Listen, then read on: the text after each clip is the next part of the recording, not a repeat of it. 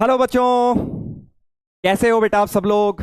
क्या हाल चाल है भाई आप लोगों के? अर्जुनाज, जल्दी से बताइए कैसे हैं आप? क्या मेरी आवाज पहुंच रही है भाई आप लोगों तक? Good evening, good evening, good evening बच्चों, सभी को बहुत बहुत गुड इवनिंग मेरी तरफ से। ढेर सारा प्यार आप सभी बच्चों को। सभी लोग एक बार जो जो जुड़े हुए हैं एक बार चैट पे जरूर लिखें यार, स्टार्टिंग में एक बार जरूर लिखें ताकि सबको पता रहे कौन कौन है। मुझे पता है काफी सारे लोग जो सिर्फ पढ़ने में बिजी रहते हैं, क्लास के बीच में उतना चैट पे नहीं रिस्पॉन्ड कर पाते, बट स्टार्टिंग में यार एक बार जरूर लिखना है। ज्यादा कुछ नहीं लिखना चाहते, दिल ही बना दो यार। तुम्हारा प्यारा प्यारा दिल आएगा मेरी तरफ, उसी से मुझे खुशी मिल जाएगी। गुड इवनिंग सर, नमस्ते बेटा जी, नमस्ते नमस्ते नमस्ते। कैसे हैं आप सब लोग? वेरी नाइस वेरी नाइस, काफी सारे लोगों के मैसेजेस आ गए हैं। प्रणाम सर जी, प्रणाम बेटा जी, प्रणाम। बहुत अच्छा लगा आप सबके मैसेजेस देख के, खुशी मिली दिल को। क्या बात है, क्या बात है। Very nice. कैसे हो भाई? जल्दी बताओ, एक बार बताया करो यार जब पूछें कैसे हो, क्योंकि कनेक्शन रहना चाहिए ना यार अपना। ये नहीं तुम अपने घर में बैठे हो, सर ने पूछा कैसे हो, क्या ही फर्क पड़ता है सर। बताओ भाई, बढ़िया हो, मस्त हो? गर्मी तो नहीं लग रही ज्यादा गर्मी के दिनों में? वैसे तो समर वेकेशन चल रही होंगी मोस्टली स्कूल्स में भी, इसलिए आई थिंक इतनी कोई बड़ी बात नहीं होगी। Love you sir, love you too बेटा, बहुत सारा प्यार आपको। हम्म, मस्त है सर, वेरी नाइस। कूल है सर। तुम कूल तो हो यार, ये तो मैंने देख लिया, ये बार तुम्हारा अर्जुना बैच कूल है। वेरी नाइस, बहुत बढ़िया। चलिए तो स्टार्ट करेंगे भाई आज का लेक्चर, बहुत मजा आने वाला है आज। थोड़ा सा फॉर्मूला से राहत मिलेगी, क्योंकि कोई बहुत ज्यादा आज कोई फॉर्मूलेज हम नहीं करेंगे। फॉर अ चेंज ट्रिग्नोमेट्री में आज कॉन्सेप्चुअल लेक्चर होने वाला है विदाउट एनी न्यू फॉर्मूलाज। जितने फॉर्मूले हमने कर लिए इसका ये मतलब नहीं है आगे भी नहीं आएंगे, थोड़े बहुत आएंगे। और अब मेरे ख्याल से अब ज्यादा से ज्यादा 3 या 4 फॉर्मूले पूरी ट्रिग्नोमेट्री में रह गए हैं। जितने थे मेनली सारे फॉर्मूला हम कर चुके हैं। खुशी मिली ना, राहत की सांस मिली। हाँ हाँ सर, मजा आ गया। फॉर्मूला कब खत्म होंगे? ऑलमोस्ट हो गए हैं, बता दिया है मैंने। सिर्फ और सिर्फ 3 फॉर्मूले और आएंगे। सर आप झूठ बोलते हैं। नहीं नहीं, इस बार पक्का सच बोल रहा हूं, सिर्फ 3 फॉर्मूले आएंगे, है ना भाई? 1 2 3, हाँ 3 नहीं, थोड़े से और आएंगे यार, 3 4 और आएंगे चलो। ठीक है, हाँ मैं मेरी कैलकुलेशन में गलती हो गई। थोड़े बहुत तो देखो आएंगे, अब ट्रिग्नोमेट्री चलेगा। कितना बचा है सर ट्रिग्नोमेट्री? आई थिंक आज के बाद 2 लेक्चर और लगने चाहिए, होपफुली 2 लेक्चर्स में हो जाएगा खत्म, ठीक है। बाकी फिर ट्रिग्नोमेट्री 2 शुरू करेंगे, हम ट्रिग्नोमेट्रिक इक्वेशन शुरू करेंगे। ट्रिग्नोमेट्री 1 खत्म होगा ये, मैं तुम्हें पहले ही बता चुका हूं। 4 ट्रिग्नोमेट्री के पार्ट हैं, ठीक है भाई। क्रिकेट मैच, अरे तुम्हें खबर लग गई क्या? मैच की खबर कहां से लग गई तुम्हें? हाँ, ये किसने बता दिया तुम्हें? हमने सोचा तुम्हें सरप्राइज करेंगे, फोटो दिखाएंगे डायरेक्ट। हम्म,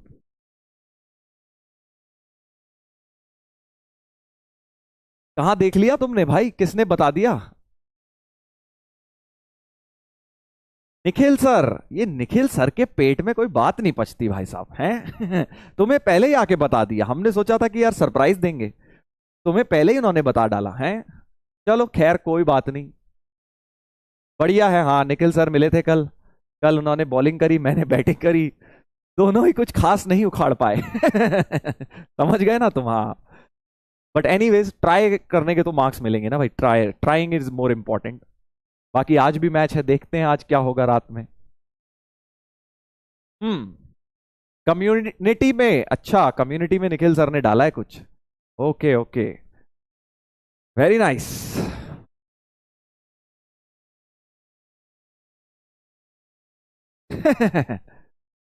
कौन जीता? जीत तो हम गए, हमारी टीम जीत गई, पर उसमें हमारा बहुत भारी योगदान नहीं रहा, ये कह सकते हो तुम। फोटो दिखाइए सर, हाँ फोटो भी दिखाएंगे। आरजे सर नहीं थे, नहीं आरजे सर हमारी टीम में नहीं थे, पता नहीं वो किस टीम में है। दिखाएंगे दिखाएंगे, फोटो भी दिखाएंगे, वीडियो भी दिखाएंगे। चलिए तो अब पहले पढ़ाई की जाए, पढ़ाई की जाए। आज का लेक्चर स्टार्ट करते हैं। तुम्हें खबर पहुंच गई है, धीरे धीरे सारी चीजें का खुलासा हो जाएगा। सबसे पहले तो आज ट्रिग्नोमेट्रिक आइडेंटिटीज हम पढ़ने वाले हैं। आज थोड़े से हम जो कल एक्स्ट्रा फॉर्मूला करे थे उन्हीं के और एप्लीकेशंस करेंगे, मतलब उन्हीं पे और सवाल करेंगे। फिर आज हम ग्राफ करेंगे। ट्रिग्नोमेट्री के ग्राफ बहुत इंपॉर्टेंट हैं। हो सकता है क्या फिजिक्स में शायद तुम्हें सर ने बताया हो, थोड़े बहुत साइन एक्स कॉस एक्स के ग्राफ बताए हो। अगर बताए हैं तो एक बार जल्दी से बता दो, यस, नहीं तो नो लिख दो। एक कह रहा है गाना गाओ सर जी। अच्छा बेटा, इंडियन आइडल के कॉन्टेस्ट में तो नहीं आया बेटा तू, कहीं गलती से तूने इंडियन आइडल देखना था और तूने क्लास को ऑन कर ली है? गाना वाना यार, मैं गाने में अच्छा नहीं हूं सही बताऊं तो। यस सर, हाँ यस सर। कुछ लोग तो नो लिखते हैं हर बात पर, हर बात पर नो लिखते हैं वो। इनसे पूछा जाए कि बेटा क्या तुम बहुत अच्छे बच्चे हो, नो सर। क्या तुम 11वीं क्लास में हो, नो सर। क्या तुम जेई की तैयारी कर रहे हो, नो सर। क्या अर्जुना बैच में हो, नो सर। क्या पीडब्ल्यू के अंदर बैच में एनरोल्ड हो, नो सर। हर चीज में नो बोलना है कुछ लोगों को, उनका आंसर ही नो है।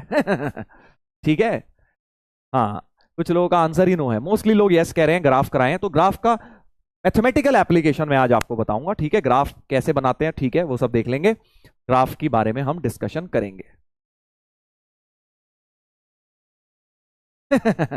अभी भी नो लिख रहे हैं कुछ लोग, कुछ लोग अभी भी नो लिख रहे हैं। कोई बात नहीं भाई, नो वालों के लिए भी टेंशन नहीं है, मैं कराऊंगा तुम्हें। चलिए, तो पहले तो कल का रिकैप जल्दी से एक बार कल का रिवीजन दे देता हूं तुम्हें।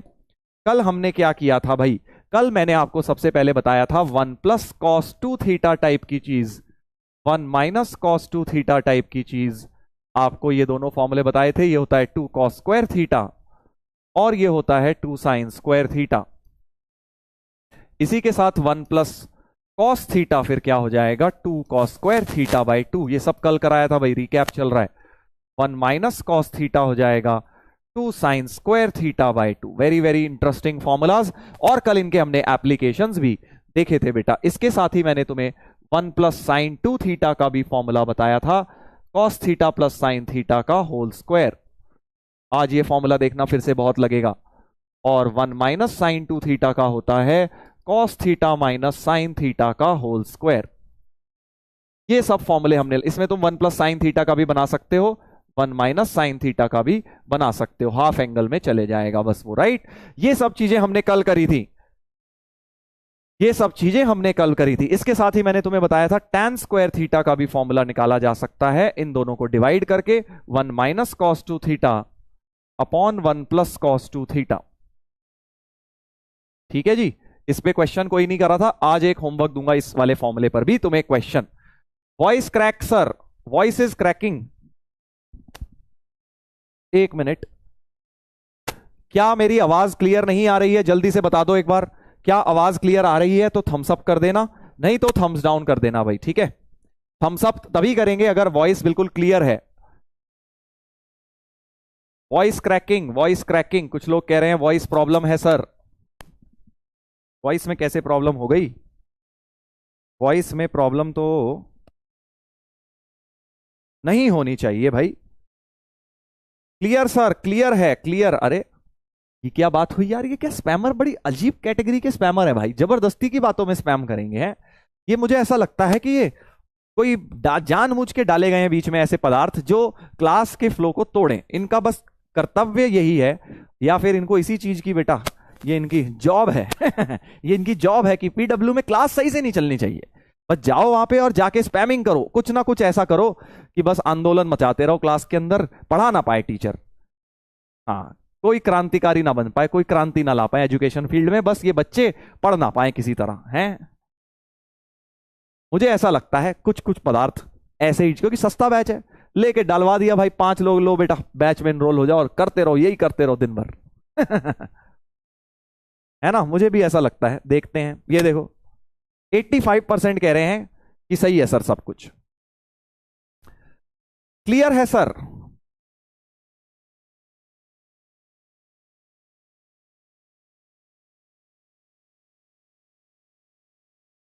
सर मुझे भी ऐसा लगता है।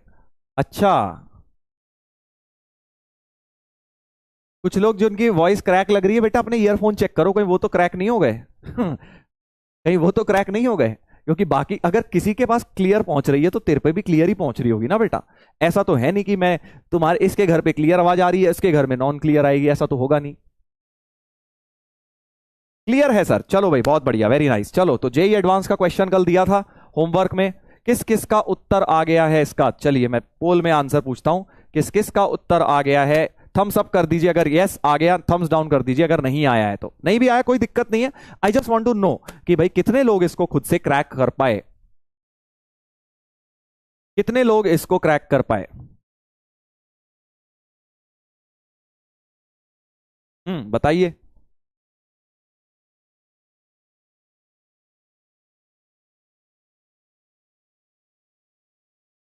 चलो मैं फिर भी बोल देता हूं, अगर कुछ लोगों को लग रहा है कि सर बीच बीच में क्रैक हो रही है, मैं स्टूडियो टीम को बोल देता हूं भैया चेक कर लेंगे, ठीक है।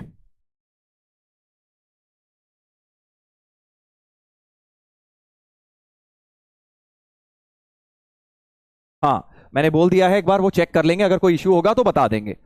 Half done sir, half done. हाँ हाफ तक तो पहुंच गए होंगे, कई लोग पहुंच गए होंगे, चलिए देखते हैं। तो बहुत ही बढ़िया, शाबाश, 36% लोगों ने आंसर निकाल लिया एडवांस के क्वेश्चन का। 36% लोग आंसर निकाल रहे हैं, इस बात का मतलब समझ रहे हो तुम। बहुत बढ़िया बात है। अब इसका ये मतलब मत नहीं है तुम लोग नहीं निकाल पाए तो कोई गड़बड़ है, नहीं। काफी लोग आप में से ऐसे होंगे जो आधा भी निकाल पाए, तो आई एम वेरी हैप्पी कि काफी सारे लोगों ने पूरा सॉल्व कर लिया है, और काफी सारों का मैं चैट पे देख रहा हूं कि सर हाफ मैंने सॉल्व कर लिया है, वेरी नाइस। क्योंकि तुम खुद सोचो एडवांस में सिलेक्शन का रेशियो 1% होने वाला है ना, बट हमारे बैच में 36% बच्चे एडवांस का सवाल क्रैक कर रहे हैं, which is very good, very good. और अभी तो स्टार्ट हुई है बेटा जर्नी, ये जर्नी अगर 2 साल कंटिन्यू रखोगे तो डेफिनेटली तुम एडवांस क्लियर कर सकते हो बढ़िया रैंक के साथ। चलिए तो देखते हैं इस वाले क्वेश्चन को। इस सवाल की मैंने हल्की फुल्की हिंट दी थी कि कॉट एक्स का पहले तो ट्राइंगल बना लीजिए, बेस अपॉन परपेंडिकुलर होता है, बेस अपॉन परपेंडिकुलर यानी ये √11, ये 5 और ये 6 निकल कर आ गया था पाइथागोरस थ्योरम लगा के, राइट।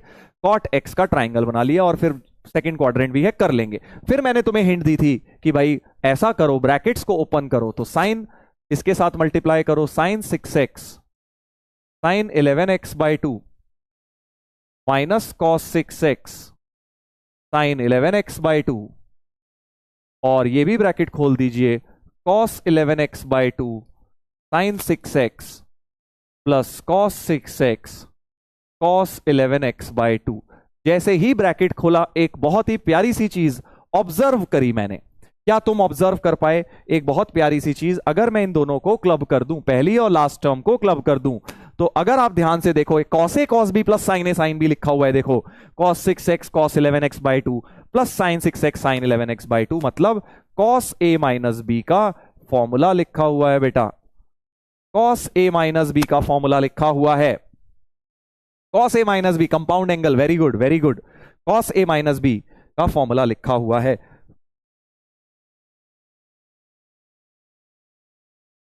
हाँ सिमिलरली ये वाली देखिए, sign A cos B, sine A cos B plus minus cos A sine B, है ना, sine 6x cos 11x/2 minus cos 6x sine 11x/2, तो ये लिखा हुआ है sign of 6x minus 11x/2, ये ऐसा लिखा हुआ है दोस्तों। ठीक है भाई, दो कंपाउंड एंगल के फॉर्मूलाज बन गए, दो कंपाउंड एंगल के फॉर्मूला बन गए, राइट। चलिए इधर देखिए, अब क्या हो गया, ये कॉस ऑफ x/2 हो गया है, अगर इसको सिंप्लीफाई करो 12 6 2 12 माइनस 11 x/2, इधर भी 12 माइनस 11 साइन x/2। तो ये चीज अब हमें फाइंड आउट करनी है, तो अल्टीमेटली इतनी चीज सिंप्लीफाई करके बन गई cos x/2 plus sign x/2, right. ठीक है, और इसकी वैल्यू निकालनी है। अब इसको मान लेते हैं, अगर मैंने इसको कुछ मान लिया k, और तुम्हें पता है कि इसका स्क्वायर बोथ साइड्स करके, स्क्वायरिंग बोथ साइड्स करके cos square x/2 plus sine square x/2 plus 2 sine x/2 cos x/2 से तुम्हारा k स्क्वायर बन जाएगा। इतनी चीज तो 1 होती है, और ये साइन x होती है, तो 1 plus sine x is equal to k square. Sine x यहां से निकल जाएगा ट्राइंगल से, साइन x तुम्हारा हो जाएगा √11/5, और पॉजिटिव ही रहेगा क्योंकि सेकंड क्वाड्रेंट में है x, sine x perpendicular upon hypotenuse that is 6, √11/6 हो गया, राइट। हाँ, वॉइस इज रियली क्रैकिंग, कुछ लोग अभी भी लिख रहे हैं बेटा, मैंने चेक करवाई है, यहां पे कोई वॉइस क्रैक नहीं हो रही, आप एक बार रिफ्रेश करके देखो, खड़ खड़ आवाज आ रही है, वॉइस इज रियली क्रैकिंग, जाकी लिख रहे हैं बार बार। यार थोड़ा आप अपने एंड पे देखिए, बाकियों से पूछ लिया, 85% को नहीं क्रैक हो रही, 15% को क्रैक हो रही है। के क्यों माना, अरे कुछ भी मान लो यार, क्या फर्क पड़ता है। अब साइन एक्स की वैल्यू यहां डाल देते हैं, √11/6, तो के स्क्वायर बराबर 1 प्लस √11/6 हो गया, तो के स्क्वायर हो गया 6 प्लस √11/6। अब दिक्कत की बात यह, हमें के निकालना है ना, के निकालना है, तो अब भाई कैसे रूट लूंगा, कैसे रूट लूंगा, यहां पे दिक्कत हो रही है।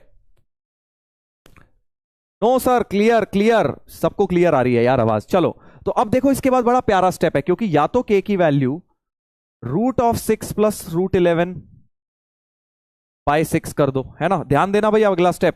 बट ऐसा कुछ ऑप्शन ही नहीं है, हमें के निकालना है, के की वैल्यू निकालनी है, बट ऐसा कोई ऑप्शन नहीं है। तो अब इन्होंने सर्ड्स में सर्ड्स का कॉन्सेप्ट लगाया हुआ है। देखो थोड़ा सा, अगर मैं ऊपर नीचे 2 से मल्टीप्लाई करूं, ध्यान देना भाई, तो 12 प्लस 2√11/6 2 ज़ा 12, ऊपर नीचे 2 से मल्टीप्लाई किया, न्यूमरेटर डिनोमिनेटर में 2 से मल्टीप्लाई किया, और अगर अब न्यूमरेटर को देखो, होल स्क्वायर बनाने वाला फंडा सर्ड्स में बताया था ना तुम्हें, होल स्क्वायर बनाना, वो देखो सीधे एडवांस में आ गया कि 12 को लिख लिया √11 प्लस 1 का होल स्क्वायर। न्यूमरेटर को ऐसे लिख सकता हूं, देख लीजिए, न्यूमरेटर को क्या √11 प्लस 1 का होल स्क्वायर लिख सकता हूं, 11 प्लस 1 12 हो जाएगा, और 2ab से 2√11 की टर्म आ जाएगी। ये सब मैंने तुम्हें बेसिक मैथ में बताया हुआ है सर्ड्स में, राइट। बस अब तो स्क्वायर और स्क्वायर रूट हटा दो, तो √11 प्लस 1 और नीचे √12 को लिख लो 2√3, √12 को लिख लो 2√3, तो √11 प्लस 1 अपॉन 2√3, बी ऑप्शन अपना बन गया है। तो लास्ट में थोड़ी सी मैनिपुलेशन यहां पे लग गई, यहां पे थोड़ी सी मैनिपुलेशन लग गई। सर मैंने दूसरा मेथड किया, हो सकता है आपने और भी कुछ किया हो, उससे भी सेम आ गया होगा। मैंने देखो, हर एक का थॉट प्रोसेस होता है ना, फॉर्मूले तो सारे सेम है। मैथ्स की ब्यूटी ये है ना कि आप जैसे मर्जी करो आंसर सेम आएगा, जो मर्जी फॉर्मूले लगा लो आंसर सेम आएगा।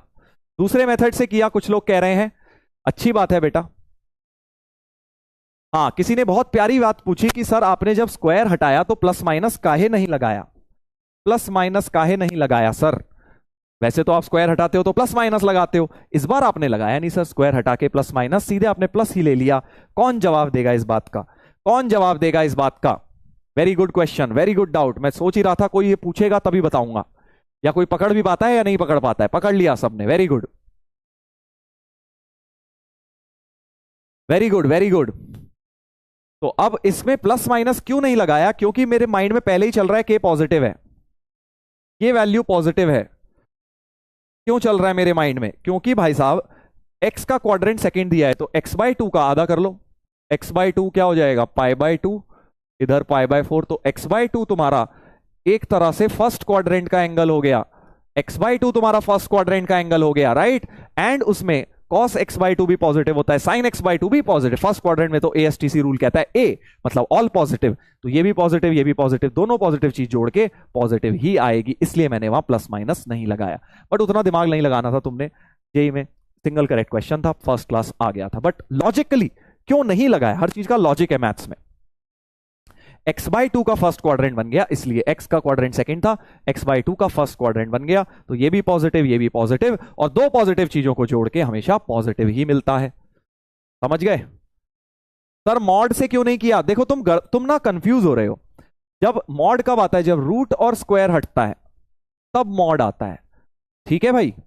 जब स्क्वायर हटता है, सिर्फ x² बराबर 4 है, तब थोड़ी ना मॉड आता है, तब तो x को सीधे प्लस माइनस √4 लिख लेते हो, ठीक है। तो दो चीजें हैं, एक है स्क्वायर और स्क्वायर रूट जब दोनों हटेंगे तब मॉड आएगा, ऐसा थोड़ी हुआ है, यहां स्क्वायर हटा है बस, और सिर्फ स्क्वायर हटेगा तो प्लस माइनस आता है, जो कि मैंने यहां पर नहीं लिया क्योंकि वो पॉजिटिव ही था। ये है कॉन्सेप्ट, ध्यान रखो, रूट और स्क्वायर हटता है एक साथ तब मॉड आता है, सिर्फ स्क्वायर हटता है तो प्लस माइनस आता है, करेक्ट। सर फाइनल स्टेप, ये वाला स्टेप मैं रिपीट नहीं करूंगा क्योंकि बेसिक मैथ में मैंने बहुत सिखाया है, इसका मतलब एक ही है, तुमने बेसिक मैथ में नहीं अभी लेक्चर अटेंड करे हैं, बैकलॉग है तुम्हारा। सर लास्ट स्टेप में मॉड करना चाहिए था, हाँ बिल्कुल, ये कह रहे हैं सर स्क्वायर और रूट हटाया यहां पे तब तो मॉड लगाते, लगा ले, बिल्कुल लगा ले, बट √11 + 1 पॉजिटिव नहीं दिख रहा, मॉड पॉजिटिव से खोल दिया ना यार। अब ये बच्चों वाले स्टेप मत करो भाई, मॉड मैं वहीं लगाऊंगा जहां शक होगा, जहां मुझे पहले ही पता है यार वो पॉजिटिव है, तो काहे को मैं लगाऊंगा। एक बात बता मेरे दोस्त, अगर मैं कहीं √2² लिख रहा हूं तो mod 2 लिखूं क्या? कोई कहेगा पागल है, पागल आदमी है। मॉड 2 क्या होता है? 2 ही तो होता है। √2 स्क्वायर की वैल्यू 2 ही होती है क्योंकि ऑलरेडी पॉजिटिव है, राइट। सिमिलरली मैंने यहां आइडियली स्पीकिंग अगर ये इसकी कोई साइन वाइन गड़बड़ वेरिएबल होता तो मैं मॉड लगाता, बट √11+1 वैसे ही पॉजिटिव है, ठीक है। होमवर्क क्वेश्चन डिस्कस हो गया है, एडवांस का सवाल हम होमवर्क में कर रहे हैं। देखो भाई क्या दिन आ गए हैं आजकल। चलिए, आई होप आप क्लियर है आप लोगों को ये चीज। तो तुम इस पूरे क्वेश्चन को ये देख सकते हो कि कहीं पर भी ये क्वेश्चन कहीं से कहीं तक ऐसा नहीं था कि तुम नहीं कर सकते थे। जिन 36% ने कर लिया, वेरी गुड। जो बचे हुए बेटा 60% लोग हैं, वो सोचेंगे वो क्यों नहीं कर पाए, कहां स्टक हो गए। देखो, क्योंकि ये स्टेप, क्या ये स्टेप नहीं सोच सकते थे? क्या ये स्टेप नहीं सोच सकते थे? ब्रैकेट खोलने के तो हिंट भी दी थी मैंने कि ये कंपाउंड एंगल है। बिल्कुल सोच सकते थे सर, ये स्टेप बिल्कुल सोच सकते थे। उसके बाद cos x/2 plus sin x/2 के होल स्क्वायर में sin x होता है, तुम्हें पता है। और sin x ट्राइंगल बना के निकाल सकते थे, बिल्कुल निकाल सकते थे। इन दोनों को लिंक ही तो करना था, इन दोनों को लिंक कर दिया मैंने। बस लास्ट में जाके ये थोड़ा सा स्क्वायर रूट वाला जो काम हो गया, थर्ड्स का काम हो गया, ये चीज भी मैंने बेसिक मैथ में तुम्हें सिखाई है। सर ट्राई नहीं किया, ट्राई तो करना चाहिए था ना बेटा, फिर सवाल वेस्ट हुआ आपका। एडवांस का सवाल वेस्ट हो गया सिर्फ सॉल्यूशन सुन रहे हो तो।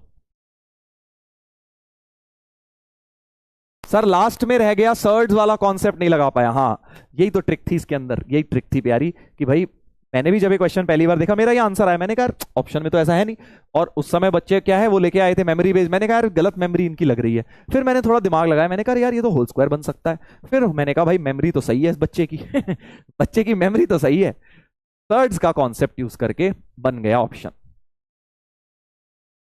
सर एसबीएस क्यों किया? अरे भाई कितनी बार ये बात बताऊं कि जब हमारे पास साइन एक्स है, ट्राइंगल से ये निकालना है, तो 1 प्लस साइन एक्स ही तो होता है इसका होल स्क्वायर। अभी तो हमने देखा था, अभी तो बेटा रिकैप भी कराया कि 1 प्लस साइन थीटा का फॉर्मूला क्या होता है? Cos theta by 2 plus sine theta by 2 का होल स्क्वायर। यही तो चीज करी है वहां पे यूज। एडवांस के सवाल में भी तो यही कॉन्सेप्ट को यूज किया है, 1 plus sign X is cos x by 2 plus sine x by 2 का होल स्क्वायर। इसी चीज का इस्तेमाल किया है मैंने। तो यार ट्राई किया करो होमवर्क में ना, ये नहीं कि पहले से डर मान गए कि बीटी तो होते नहीं, ये भी नहीं होगा। धीरे धीरे ऐसे ही होने लग जाएंगे, बस तुम्हें बस ट्राई करते रहना है। तुम्हारा काम है कि तुम्हें ट्राई करता रहना है, चाहे एक भी ना हो। मैं तुम्हें कह रहा हूं ना, कोई दिक्कत नहीं है, एक भी नहीं हो रहा अभी। ट्राई करते रहो, महीने 2 महीने में तुमसे 1-2 होने लगेंगे, फिर 4 महीने में 5-6 होने लगेंगे, फिर तुम्हें 7-8 होने लगेंगे। That is how you will develop your thought process. ठीक है भाई, चलिए आगे बढ़ते हैं, आगे बढ़ते हैं। अब मैं आपको एक बार रिकैप दे देता हूं कल के फॉर्मूलाज का।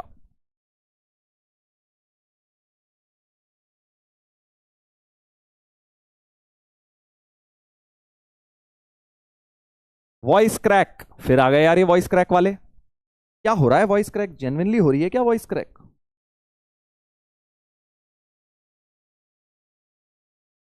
वॉइस क्रैक, काफी लोग लिख रहे हैं वॉइस क्रैक। देखने दो भाई, इसमें कुछ गड़बड़ है क्या?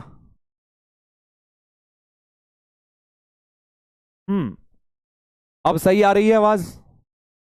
आज हो सकता है वॉइस का कोई इशू हो, क्योंकि थोड़ा सा माइक लगाने की जगह डिफरेंट है आज मेरी, उसकी वजह से कहीं माइक में प्रॉब्लम हो रही हो। चलो ट्राई करते हैं। चलो ठीक है, आ जाओ। तो कल जल्दी से अब हम कंसंट्रेट करेंगे। मैंने कल आपको ये कुछ एक्स्ट्रा फॉर्मूलाज कराए थे, है ना, ये वाले 5 कराए थे पहले, और फिर जाते जाते एंड में ये 3 फॉर्मूलाज भी मैंने आपको करवा ही दिए थे। Sine 60 minus theta sine 60 plus theta into sine theta is 1/4 sine 3 theta, 1/4 sine 3 theta, right. ये मैंने आपको कल करवा दिया था। और इसी तरह cos theta cos 60 minus cos 60 plus 1/4 cos 3 theta. tan वाले में बताया था कि सिर्फ tan 3 थीटा आता है, 1/4 नहीं आता। यस सर, याद है, वेरी गुड वेरी गुड। इसके ऊपर एक एग्जाम्पल भी दिया था कि भाई इस तरह का सवाल अगर आ गया, मान लीजिए साइन 20 साइन 40 साइन 60 साइन 80, इस प्रकार का अगर कोई एग्जाम्पल तुम्हें दे दे तो तुम बहुत प्यार से इस क्वेश्चन को सॉल्व कर सकते हो। कैसे? 60 को करो साइड में, इस साइन 60 को करो साइड में, साइन 60 करा साइड में, साइन 20, और 40 को लिख लिया साइन 60 माइनस 20, और 80 को लिख लिया साइन 60 प्लस 20, और लेके भाई तीनों में फॉर्मूला लगा दिया। Sine theta sine 60 minus theta sine 60 plus theta, सीधे बेटा फॉर्मूला बन जाएगा। ये साइन 60 तो एज इट इज, और इसमें फिट कर दो ये वाला फॉर्मूला, 1/4 साइन 3 थीटा, थीटा की जगह 20 डिग्री, तो sine 60 into 1/4 into triple of 20 भी 60 हो गया। साइन 60 तुम्हें आता ही है और अपना सवाल हो जाएगा।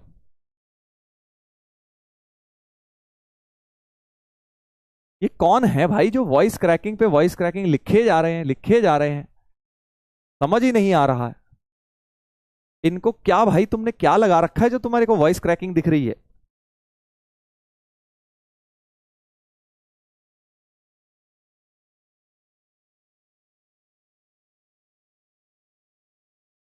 इतने सारे लोग कह रहे हैं तो जेन्युइनली हो सकता है कोई दिक्कत हो, इसलिए मैं बार बार इन पे अटेंशन दे रहा हूं।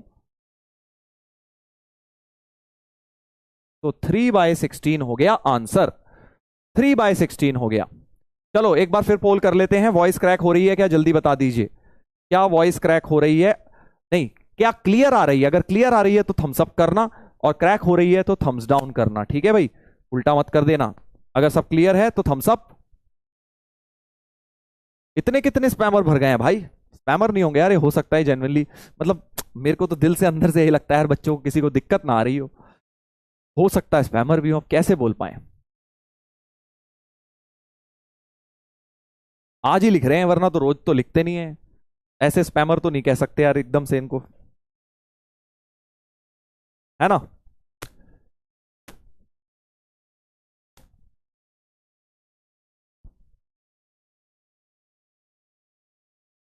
जल्दी बताइए, क्या आवाज क्लियर आ रही है? अगर क्लियर आ रही है तो थम्स अप, नहीं तो थम्स डाउन कर दीजिएगा।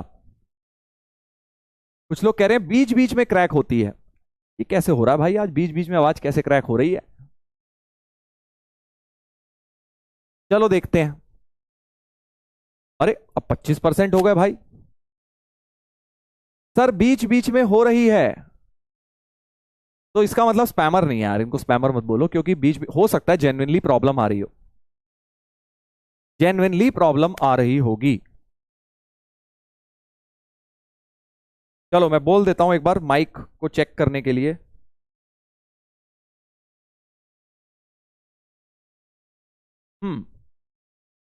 चलो तो एटलीस्ट सुनाई तो दे रहा है ना, मतलब समझ तो पा रहे हो ना? थोड़ी बहुत क्रैक कर रही है बट एटलीस्ट पहुंच रही है ना, आवाज पढ़ने लायक तो है ना? हाँ बीच बीच में है, जब तक भैया आएंगे वो चेक करेंगे। पहले आप बता दीजिए, क्या आपको समझ आने में तो दिक्कत नहीं हो रही ना? क्या सब क्लियर हो रहा है? मैं समझ गया कि आपको क्रैकिंग सुनाई दे रही है, बट क्या समझ आ रहा है जो मैं बोल रहा हूं, या उतना भी समझ नहीं आ रहा कि भाई पढ़ ही नहीं पाएंगे सर हम तो? जल्दी से बता दो एक बार, सब जेन्युइनली बताना प्लीज यार। इस समय स्पैमर लोग, तुम लोग थोड़ा पानी वानी पियाओ जेन्युइन बात चल रही है यार यहाँ पे, है ना? बच्चों के फ्यूचर के साथ खिलवाड़ ना करो। अगर आपको समझ आ रहा है तो थम्स अप कर देना, हल्की फुल्की क्रैकिंग है तो कोई दिक्कत नहीं है, बट बहुत ज्यादा है कि नहीं सर समझ ही नहीं आ रहा हमें, तो तभी थम्स डाउन करना। We can adjust sir.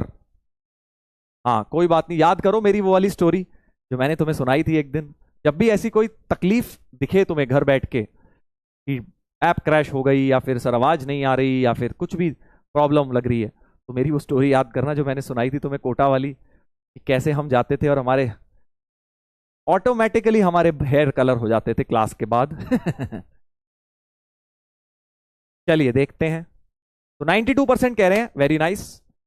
अब असली स्पैमर पकड़े गए ये है असली स्पैमर, ठीक है ना? ये असली स्पैमर है, हाँ, जो कि भाई बिल्कुल पढ़ने को राजी नहीं। वो तो कह रहे हैं नहीं सर, हम तो, हमारा तो आंसर नो ही है हर चीज में, देख लो। आपको तो पता ही है, आपको तो पता ही है हमारा हर चीज में आंसर नो है। चलो भाई वेरी नाइस। तो चेक करवाता हूं मैं, चेक करवाता हूं, दोबारा बुलाया मैंने स्टूडियो पर्सन को। तब तक हम एटलीस्ट पढ़ते तो हैं ताकि हमारी पढ़ाई में कोई भी डिले ना हो। सॉर्टिंग हो गई सर? हाँ असली स्पैमर पकड़े गए चलो भाई, तो अब क्वेश्चन करेंगे इस पे, और इस वाले कॉन्सेप्ट्स पर और क्वेश्चन लगाएंगे। जो 3 फॉर्मूला मैंने पढ़ाए थे, एक इसमें ये बता दिया और मैंने, अब इसी फंडे को जरा इस क्वेश्चन में लगाते हैं। tan 6 डिग्री इंटू tan 42, जब भी प्रोडक्ट में वैल्यू पूछी हो ना, एक बार ये फंडा फिट करने की कोशिश करो, यू नेवर नो हो जाए सवाल। तो मैं क्या कह रहा हूं, 6 डिग्री तो हो गया, 60 प्लस 6 भी है, देखो 60 माइनस 6 नहीं है, समझे मैं क्या कह रहा हूं भाई? tan 6 है, tan 66 है, जिसको आपने 60 प्लस 6 लिख लिया। tan 60 माइनस 6 नहीं है, तो एक काम करो, उसे मल्टीप्लाई एंड डिवाइड कर दो। 60 माइनस 6 मतलब tan 54 से मल्टीप्लाई एंड डिवाइड कर दिया मैंने, और बचा क्या? tan 42, tan 78। बच्चे कह रहे हैं कि बीच बीच में क्रैकिंग हो रही है आवाज, और इस बार पोल कराया तो 25% बच्चे कह रहे हैं, तो हो रही है जेन्युइनली उनको बीच बीच में आवाज ना क्रैक। तो वो चेक, माइक में कोई दिक्कत है एक्चुअली ना, इसमें यहां से कुछ हिलता है मुझे लग रहा है, तो हो जाती है वो। हाँ, तो मैंने क्या आपको बोला कि भाई 6 और 66 एक तरफ रखा, 42 78 कोने में डाल दिया, और 60 माइनस 6 नहीं था, उससे मल्टीप्लाई डिवाइड कर दिया मैंने। 60 माइनस 6 से मल्टीप्लाई डिवाइड कर दिया, राइट? हाँ,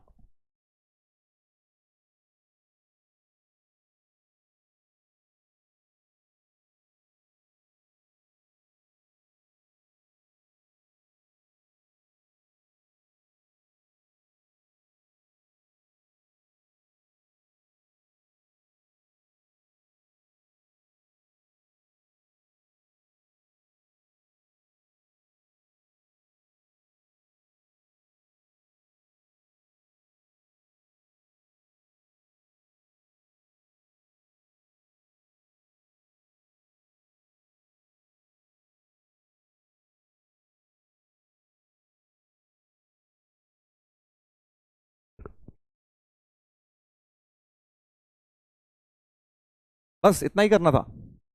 चलिए अब देखिए भाई, माइक की हमने थोड़ी सर्विसिंग करवा दी है ना? जैसे गाड़ी की सर्विसिंग होती है ना, गाड़ी पुरानी हो जाती है भाई थोड़े थोड़े दिन में, उसमें तेल डलवाना पड़ता है, वैसे ही माइक की सर्विसिंग हुई है।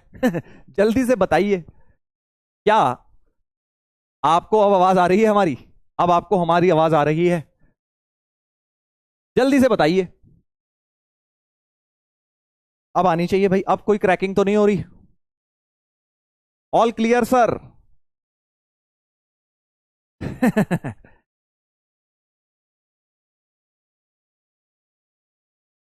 माइक में धूल भर गई थी, तो धूल को निकाला गया बेटा, वैक्यूम क्लीनर से बाहर निकाला गया है, फूंक मार मार के बाहर निकाला गया है। इस वजह से क्रैकिंग हो रही थी। हमारे एक्सपर्ट भैया जो हैं, इन्होंने ये तहकीकात करके ये निष्कर्ष निकाला है। और ये सर्विस करी है इन्होंने, फूंक मारी, फू फू कर करके माइक हो गया साहब। देसी, देखो देसी जुगाड़ हर जगह चलते हैं, है ना? देसी जुगाड़ हर जगह चलते हैं। चलो जोक सपाट वापस आते हैं। तो मैंने क्या किया, इससे मल्टीप्लाई डिवाइड किया, ये तीन मिला के तो बन गए फॉर्मूला, ये तीन मिला के बेटा बन गए फॉर्मूला। हाँ। ये तीन मिला के बन गए फॉर्मूला, कौन सा वाला? टैन वाला, थर्ड फॉर्मूला। ध्यान रखिए 1/4 की टर्म इसमें नहीं आती, ये सीधा सीधा टैन ट्रिपल एंगल हो जाता है। 6 का ट्रिपल, थीटा कितना है? 6, 60 माइनस 6, 60 प्लस 6 और 6, तो ट्रिपल ऑफ 6 यानी कि 18 डिग्री आ जाएगा यहां। और नीचे टैन 54 था, टैन 42 था, और टैन 78 था बेटा, राइट? इतनी बात सही है? कई लोगों ने आंसर मतलब फोड़ फाड़ दिया है क्वेश्चन को बहुत देर पहले ही। और अब फिर से सेम कहानी रिपीट करें तो अब इसके अंदर फिर फॉर्मूला लगता हुआ दिख गया।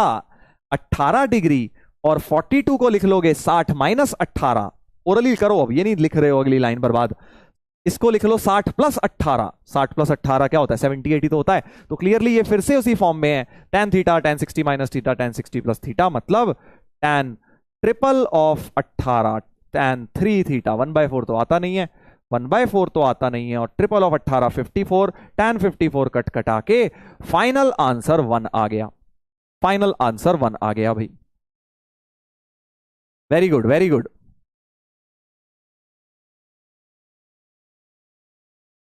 चलिए, था ना बढ़िया क्वेश्चन, आसान पर बढ़िया क्वेश्चन, बढ़िया क्वेश्चन। चलो एक और निपटाएंगे, एक और निपटाएंगे। अगला बहुत ही प्यारा क्वेश्चन, देखो उसको, अगले क्वेश्चन में जो सवाल को का मुखौटा पहनाया हुआ है, इसे समझना बहुत इंपॉर्टेंट है, ठीक है? ये जो पाए है, ये पाए होता है, ठीक है भाई साहब? एक होता है सिग्मा, जो तुमने शायद देखा हो, इस प्रकार का होता है। चलो अगले पेज पे बता देता हूं, ये साइन तुमने देखा होगा, है ना भाई साहब? ऐसा साइन। और एक होता है पाए, दो साइन होते हैं मैथ्स में। सिग्मा तो तुमने जरूर देखा होगा, स्टैटिस्टिक्स वगैरह में देखा होगा, राइट। पाई क्या होता है, जैसे सिग्मा अगर लिखा हो K1 से 10 और यहां K लिखा है या K स्क्वायर लिखा है मान लो, तो तुम्हें कुछ नहीं करना, K की वैल्यू 1 डालनी है, 1 का स्क्वायर, और प्लस करते जाना है 2 का स्क्वायर प्लस 3 का स्क्वायर प्लस 4 का स्क्वायर अप टू 10 का स्क्वायर, है ना भाई। ये सिग्मा का मतलब होता है बेसिकली शॉर्ट फॉर्म में सम को लिख, समेशन बोलते हैं इसको, बिल्कुल सही बात, इसको बोलते हैं हम समेशन। ठीक है कि भाई आपने के की सारी वैल्यू 1 से 10 तक डालनी है और उन्हें ऐड कर देना है, तो इतना बड़ा लिखने की जगह शॉर्ट में सम को लिखना, सिग्मा इस्तेमाल करते हैं। ठीक है सर, हाँ सिग्मा। इसी के साथ एक शब्द होता है ये पाए। पाए में क्या फर्क है, मान लो पाए दे दिया K1 से 10 फिर से और K स्क्वायर लिख दिया, तो बस पाए और सिग्मा में फर्क है कि वो कंटिन्यूड प्रोडक्ट हो जाता है। ठीक है, प्रोडक्ट हो जाता है, जैसे सम हो गया था, आप 1 डालिए 1 स्क्वायर, बस प्लस करने की जगह मल्टीप्लाई कर दीजिए 2 square multiply 3 square multiply 4 square up to multiply 10 square तक। तो सिग्मा होगा तो सम करोगे, नहीं तो ये प्रोडक्ट करोगे। डिटेल में ये चीज सीक्वेंस सीरीज में आने वाली है, बट अभी मैंने आपको मोटा मोटा सिग्मा और पाई का मतलब बता दिया है। ठीक है, बेसिक मतलब क्या है, सिग्मा मतलब सम और पाई का मतलब प्रोडक्ट। शॉर्ट फॉर्म में, अब इतनी बड़ी बड़ी टर्म कौन लिखे, तो ऐसे लिख देते हैं पाई 1 से 10 K स्क्वायर। अब वो जरूरी नहीं है K स्क्वायर हो, कुछ भी हो सकता है। मान लो जैसे इस सवाल के अंदर पाई के आगे क्या लगा हुआ है, साइन K पाई बाई 18 लगा हुआ है, right.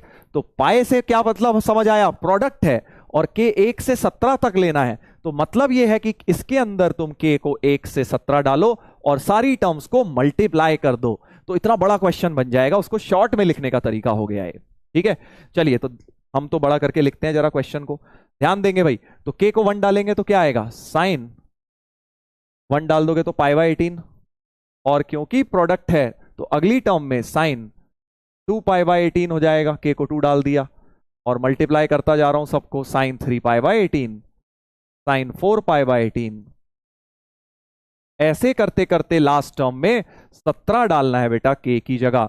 So sine 17 pi by 18, इस पूरे प्रोडक्ट की वैल्यू हमें फाइंड आउट करनी है। डरना नहीं है, डरना नहीं है, ठीक है। ये बड़ा मजा आएगा क्वेश्चन में, बहुत मजा आने वाला है। इधर देखिए, तो अब सबसे पहला काम मैं क्या करूं इसमें, जब बहुत सारे एंगल होते हैं, तो अब तो बेटा नींद में भी मैं तुम्हारे बोलता हूंगा, जब बहुत सारे एंगल होते हैं तो तुम्हें क्या यूज करना होता है, तुम्हें अलाइड एंगल का इस्तेमाल करना होता है। वेरी नाइस, कई लोगों ने लिख भी दिया है कि सर अलाइड एंगल इस्तेमाल कर लीजिए, इसको पाई माइनस थीटा का इस्तेमाल करूंगा तो क्या हो जाएगा, साइन 17 पाई बाई 18 को साइन पाई बाई 18 ही लिख लोगे। सही बोल रहा हूं क्या? जीरो कौन बोल रहा है भाई, जीरो काहे बोल रहे हो, क्या पेट में दर्द है जो जीरो बोल रहे हो, ये बताओ। जीरो नहीं है इसका उत्तर, इसका उत्तर बेटा जीरो नहीं है। कुछ लोगों को लग रहा है बीच में साइन 9 पाई बाई 18 आएगा वो जीरो हो जाएगा, नहीं भाई, साइन 9 पाई बाई 18 1 होता है। ठीक है, साइन पाई बाई 2 है वो 1 होता है, करेक्ट। चलिए तो लास्ट वाला साइन पाई बाई 18 हो जाएगा। अब जरा ध्यान देना, बड़ा मजा आने वाला है। जो सेकेंड लास्ट टर्म होगा वो क्या होगा, सोच के देखो सर। सेकेंड लास्ट टर्म होगा साइन 16 हो जाएगा, 17 से पहले 16 पाई बाई 18। सोचो इसको क्या लिखोगे अलाइड लगा के, इसको लिख लोगे अलाइड लगा के, साइन इसके साथ अलाइड है 2 पाई बाई 18 के, तो साइन 2 पाई बाई 18। तो अब तुम समझ पा रहे हो खेल, पहली और लास्ट टर्म एक्चुअली सेम बन गई, सेकेंड और सेकेंड लास्ट टर्म सेम बन गई, थर्ड और थर्ड लास्ट भी ऐसे ही सेम बन जाएगी अलाइड की वजह से। इसका मतलब बेसिकली सीरीज अपनी फोल्ड हो जाएगी, है ना, फोल्ड हो जाएगी, क्योंकि पीछे और आगे की sum same, second second last same, third third last same, ऐसे करके सीरीज होल स्क्वायर बन जाएगी। पहले इसका होल स्क्वायर आएगा साइन 18 का, तो साइन पाई बाई 18 का होल स्क्वायर, फिर साइन 2 पाई बाई 18 का whole square, sine 3 pi by 18 का होल स्क्वायर। समझ पा रहे हो? और कहां तक जाएगा भाई, देखो टोटल टर्म कितनी थी, 17 टर्म थी, है ना, 17 टर्म थी 1 से 17 तक, तो 8 होंगी यहां तक। देखो यहां तक तुम्हारी 8 टर्म्स होंगी, है ना, क्योंकि ये नवी टर्म है, तो 8 इधर, 8 इसके बाद में, 8 इससे पहले 8 इसके बाद में, ये 8 तो फोल्ड होके होल स्क्वायर बन गई होंगी और ये नवा टर्म बस एक्स्ट्रा बचा होगा, क्योंकि 8 दूनी 16 प्लस 1 17 टर्म्स हो गए। समझ गए भाई, ये 8 टर्म लिखी हैं, उसके बाद भी ये 8 लिखी हैं, बीच में एक टर्म अकेली पड़ी है, तो ये 8 फोल्ड होके इसी का होल स्क्वायर बन जाएंगी। तो मतलब जो होल स्क्वायर की टर्म जाएगी वो 8 तक जाएगी। कहां तक जाएगी? 8 तक। पाई 2 पाई 3 पाई साइन 8 पाई बाय 18 का होल स्क्वायर हो जाएगा, और उसके अगली टर्म साइन 9 पाई बाय 18 अकेली पड़ी होगी। समझ गए? क्या ये स्टेप समझ आया है? क्या ये स्टेप समझ आया है? जल्दी से देख लो, एक बार दोबारा समझा देता हूं, क्योंकि यही मेन स्टेप है भाई। एक सीरीज थी, प्रोडक्ट था, जिसमें 17 टर्म्स थी, इसमें 17 टर्म्स थी। ठीक है, मुझे दिखाई दिया कि भाई पहली और लास्ट तो सेम है, सेकंड और सेकंड लास्ट भी सेम है, ठीक है, थर्ड और थर्ड लास्ट भी सेम है, तो सीरीज मुझे फोल्ड करनी है। अब 17 को तो फोल्ड कर नहीं सकता, 17 तो इवन नंबर है नहीं, तो 8 फोल्ड हो जाएंगी 8 में, और बीच में जो बची होगी नवी टर्म वो अकेली पड़ी होगी, ये वाली, इस तरह से। क्या ये पॉइंट क्लियर हो गया है कि भाई मैंने 8 टर्म तक तो लेके होल स्क्वायर कर दिया, क्योंकि वो शुरू के 8 और लास्ट के 8 सेम होंगे, और बीच वाला जो 9th टर्म है वो एज इट इज अकेला पड़ा हुआ है, एज इट इज अकेला पड़ा हुआ है। करेक्ट? तो इससे क्या हुआ, मेरा सवाल छोटा हो गया है ना, बहुत सारी टर्म थी। अच्छा, ये तो वैसे ही 1 होता है, साइन 9 पाई बाई 18, मतलब 9 काट दो, पाई बाई 2 साइन 90, ये तो वैसे ही 1 है, इसे तो हटा ही दो। तो मेरे पास सवाल बच गया sine pi by 18 sine 2 pi by 18 sine 3 pi by 18 sine 8 pi by 18 का होल स्क्वायर। मैंने स्क्वायर सब में बाहर ले लिया दोस्तों। ठीक है, यहां तक तो आई थिंक आपको क्लियर हो गया होगा, यहां तक तो क्लियर हो गया होगा। अब इसके बाद देखो, वॉइस क्रैकिंग,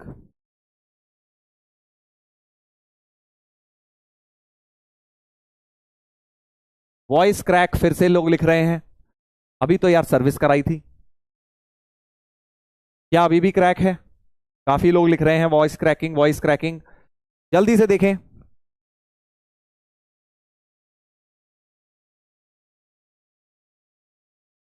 हाँ, क्या अब आवाज क्लियर हुई क्या?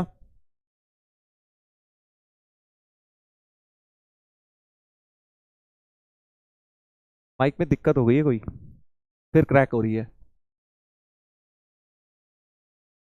बीच में हुई थी सर, अब सही है, थोड़ा रिवाइंड करके देख लेना। हाँ, बीच में हुई थी कह रहे हैं, चलो अब सही है, आई थिंक अब सही है। जैसे ही ये टच होता है ना यहाँ पे इसका, वैसे ही क्रैक होती है, ये मैंने नोटिस किया है।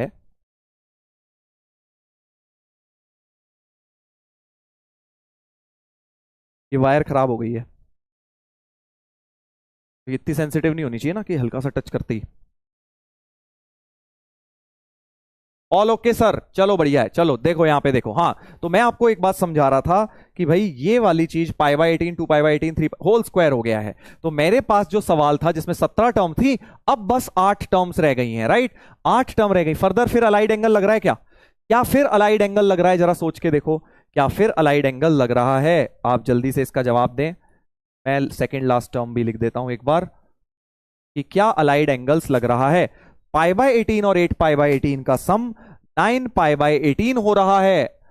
9 पाई बाय 18 हो रहा है, मतलब कि फिर से पाई बाय 2 हो रहा है, राइट? यानी फिर से अलाइड एंगल है। तो यानी कि साइन 8 पाई बाय 18 को क्या लिख सकते हो? Cos pi by 18, cos pi by 18 लिख सकते हो। अलाइड एंगल फिर से बन गए, है ना? तो फिर पीछे वाले जो हैं अलाइड एंगल बन गए। चलिए, तो अगला स्टेप क्या हो जाएगा? ये साइन पाई बाय 18, ये जो लास्ट वाला है कॉस पाई बाई 18, इसके बगल में लिख डालो इसे, कॉस पाई बाई 18। फिर ये साइन 2 पाई बाई 18, और ये वाला भी तुम्हारा कॉस 2 पाई बाई 18 बन जाएगा। तो कॉस 2 पाई बाई 18 भी लिख लिया इसके साथ। अगला sine 3 pi by 18, cos 3 pi by 18, और sine 4 pi by 18, sine 4 pi by 18, और cos 4 पाई बाय 18 भी आ जाएगा लास्ट में। क्या ये वाला स्टेप समझ आ गया आपको? कि भाई कुछ नहीं किया मैंने, जो 8 टर्म्स थी उसमें से 4 जो बड़े वाले थे उनको cos में चेंज कर दिया है, उनको cos में मैंने चेंज कर दिया है। बस अब तो तुम आगे का स्टेप आई थिंक समझ गए होगे कि सर इसको 2 से मल्टीप्लाई करूंगा ताकि साइन 2 थीटा बन जाए। यहां पे 2 से मल्टीप्लाई, इसको भी 2 से मल्टीप्लाई ताकि ये भी 2 साइन थीटा कॉस थीटा, यहां भी 2 से मल्टीप्लाई ताकि ये भी 2 साइन थीटा कॉस थीटा, और यहां भी 2 से मल्टीप्लाई यानी ये भी sine 2 theta cos 2 sine theta cos theta. Got it? क्या यहां तक क्लियर है? देख लीजिए, यहां तक देख लीजिए भाई, ताकि 2 sine theta cos theta double angle में मैं लेकर जाऊं सवाल को। तो मैंने अलाइड एंगल जहां तक लग सकता था वहां तक लगा दिया। 17 एंगल से शुरू किया, 17 को आधा फोल्ड किया, उसके बाद फिर उसे भी आधा फोल्ड किया, तो अल्टीमेटली मेरे पास 4 ही एंगल्स बच गए। और अब इसको अगले पेज पे लिख रहा हूं बेटा, 2 साइन थीटा कॉस थीटा को sine 2 pi by 18 double angle, इस वाले को साइन 4 पाई बाई 18, अगला वाला साइन 6 पाई बाई 18, अगला वाला साइन 8 पाई बाई 18, और इसका होल स्क्वायर। क्या ये सही है या कुछ गड़बड़ है? जल्दी तुम लोग बताओ भाई, क्या ये वाला स्टेप सही है? अभी कुछ गड़बड़ है? हाँ, डिवाइड नहीं किया सर, बिल्कुल सही बात भाई। हमने 2 2 2 2 मतलब 16 से मल्टीप्लाई किया है, तो 16 से डिवाइड भी करना और होल स्क्वायर भी है, ध्यान रखना। तो यानी कि मुझे 16 के होल स्क्वायर से डिवाइड भी कर देना चाहिए, क्योंकि पूरे में होल स्क्वायर भी था। अब 2 इसके साथ, 2 इसके साथ, 2 इसके साथ, 2 इसके साथ, तो 16 लाए 2 का पावर 4, 16 का भी स्क्वायर लाए, तो 16 स्क्वायर से डिवाइड भी कर दिया है। डिवाइड बाय 16 का स्क्वायर। यहां तक सही है?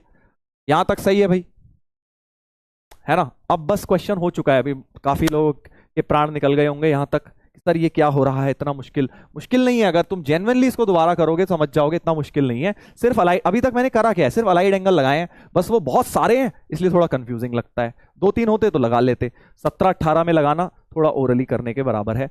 अब ये क्या है, देखो बड़ा प्यारा है। अब ये इधर देखिए भाई साहब, अगर इसको डिग्री में चेंज करोगे ना तब तुम्हें समझ आएगा ये बहुत प्यारा है। कैसे? पाई बाय 18 तो क्या होता है डिग्री में? पाई बाय 18 10 डिग्री होता है भाई साहब। पाई बाय 18 क्या होता है? 10 डिग्री। तो ये हो गया 2 पाई बाय 18 यानी 20 डिग्री लिखा है। साइन 20, ये क्या है? साइन 40, ये क्या है? साइन 60, और ये है साइन 80। आया मजा कि नहीं आया? मजा आया कि नहीं आया भाई? जल्दी बता दीजिए। हो गया ना? बढ़िया। क्या हो गया इसके बाद? ये तो कराया ना, अभी तो कराया था थोड़ी देर पहले। Sine 20, sine 60, sine 40, sine 60, sine 80। अभी थोड़ी देर पहले हमने क्वेश्चन किया था, इसका उत्तर बेटा 3/16 आया था। 3/16, यही वाला कॉन्सेप्ट यूज हो गया। सो 3/16 हम इसका आंसर डायरेक्ट चिपका देते हैं यहां पे।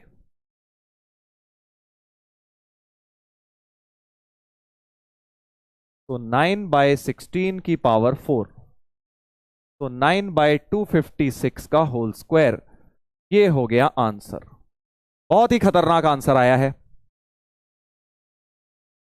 ठीक है, बढ़िया क्वेश्चन था ना? बढ़िया क्वेश्चन था। देखो कहां से जाके वैल्यू यूज हो गई, वही वाला 60 - 60 प्लस वाला कॉन्सेप्ट इस क्वेश्चन में लग गया आगे जाके। तो दोबारा रिपीट कर देता हूं, एक बार दोबारा रिपीट कर देता हूं जिन्हें बेटा दिक्कत है। सबसे पहले तो मैंने पाई का मतलब यहां पे आपको समझाया। पाई का मतलब होता है कंटिन्यूड प्रोडक्ट। ये देखिए, पाई का मतलब होता है जो भी चीज है वैल्यू डालो, सारी वैल्यू डाल के मल्टीप्लाई कर दो। तो इसमें भी के 1 से 17 तक सारी डाली और मल्टीप्लाई कर दिया। मैंने देखा यहां तो 17 टर्म हो गई, यहां तो 17 टर्म हो गई भाई। 17 टर्म हो गई तो मैंने सोचा इतने सारे एंगल, तो सबसे पहला काम तो हमें पता ही है अलाइड एंगल। तो लास्ट से हमने पकड़ना शुरू किया, तो देखा लास्ट और पहला भाई साहब सेम है, सेकंड और सेकंड लास्ट सेम है, मतलब होल स्क्वायर हो जाएगा। पहली 8 टर्म का होल स्क्वायर हो जाएगा, पहली 8 लास्ट की 8 के बराबर 16 हो गई, बीच में एक 17वीं टर्म बच गई जो कि ये वाली बीच की टर्म है साइन 9π/18, बाकी सब होल स्क्वायर हो गए बस। फिर ये तो मैंने 1 ही कर दिया, और फिर से अलाइड एंगल लगाया, π/18 और 8π/18 मिला के फिर से 9π/18 हो रहे थे ये दोनों एंगल्स। तो साइन थीटा 90 के साथ अलाइड है, साइन को कॉस में बदल दिया, तो साइन 8π/18 को कॉस π/18 में चेंज कर दिया। ये सिमिलरली उससे पिछले वाले को cos 2π/18 तो cos में चेंज कर दिया।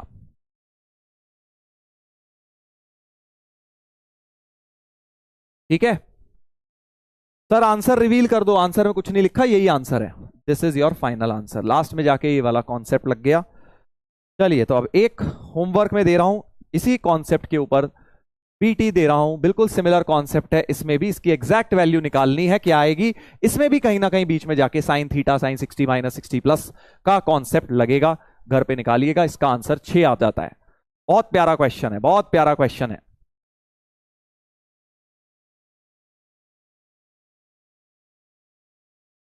ठीक है, रॉन्ग रॉन्ग, अच्छा धन्यवाद भाई साहब। वो तो 2 साल बाद पता चलेगा कौन रॉन्ग है कौन राइट है। जो अभी रॉन्ग रॉन्ग चिल्ला रहे हैं ना बेटा, तुम्हें आदत पड़ गई है। Sir why not 1? अरे 1 काहे को होगा आंसर, 1 क्यों होगा ये तो बताओ मुझे।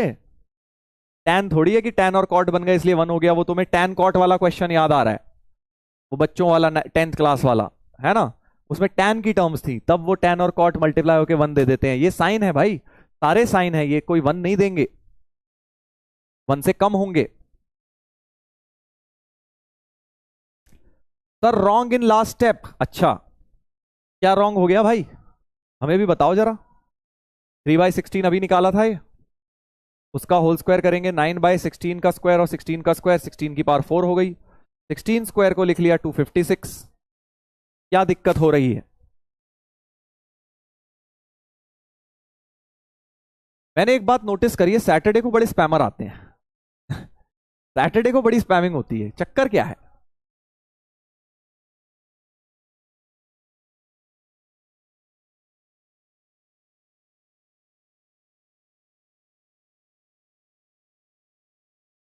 नाइन बाय 3/16 कैसे आया ये? यहां से आया भाई, पहला क्वेश्चन आज ये करवाया था कि ये 3/16 होता है इस चीज का वैल्यू। चलो भाई आगे बढ़ते हैं, ग्राफ्स पर आएंगे अब हम। तो ग्राफ्स ऑफ ट्रिग्नोमेट्रिक फंक्शंस,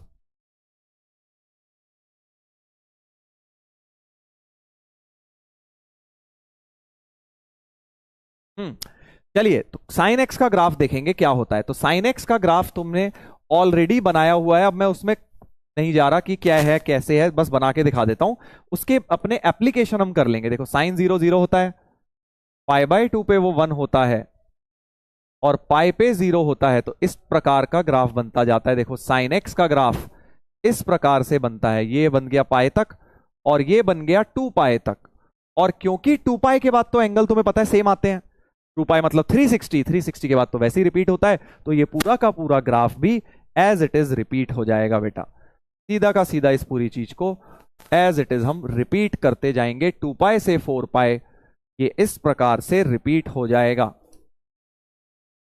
ठीक है, पीछे भी ऐसे ही रिपीट हो जाएगा, इनफाइनाइट ग्राफ है, क्योंकि तुम्हें पता है एक्स जो है कितना भी पॉजिटिव कितना भी नेगेटिव हो सकता है, तो ये ग्राफ नेवर एंडिंग ग्राफ है।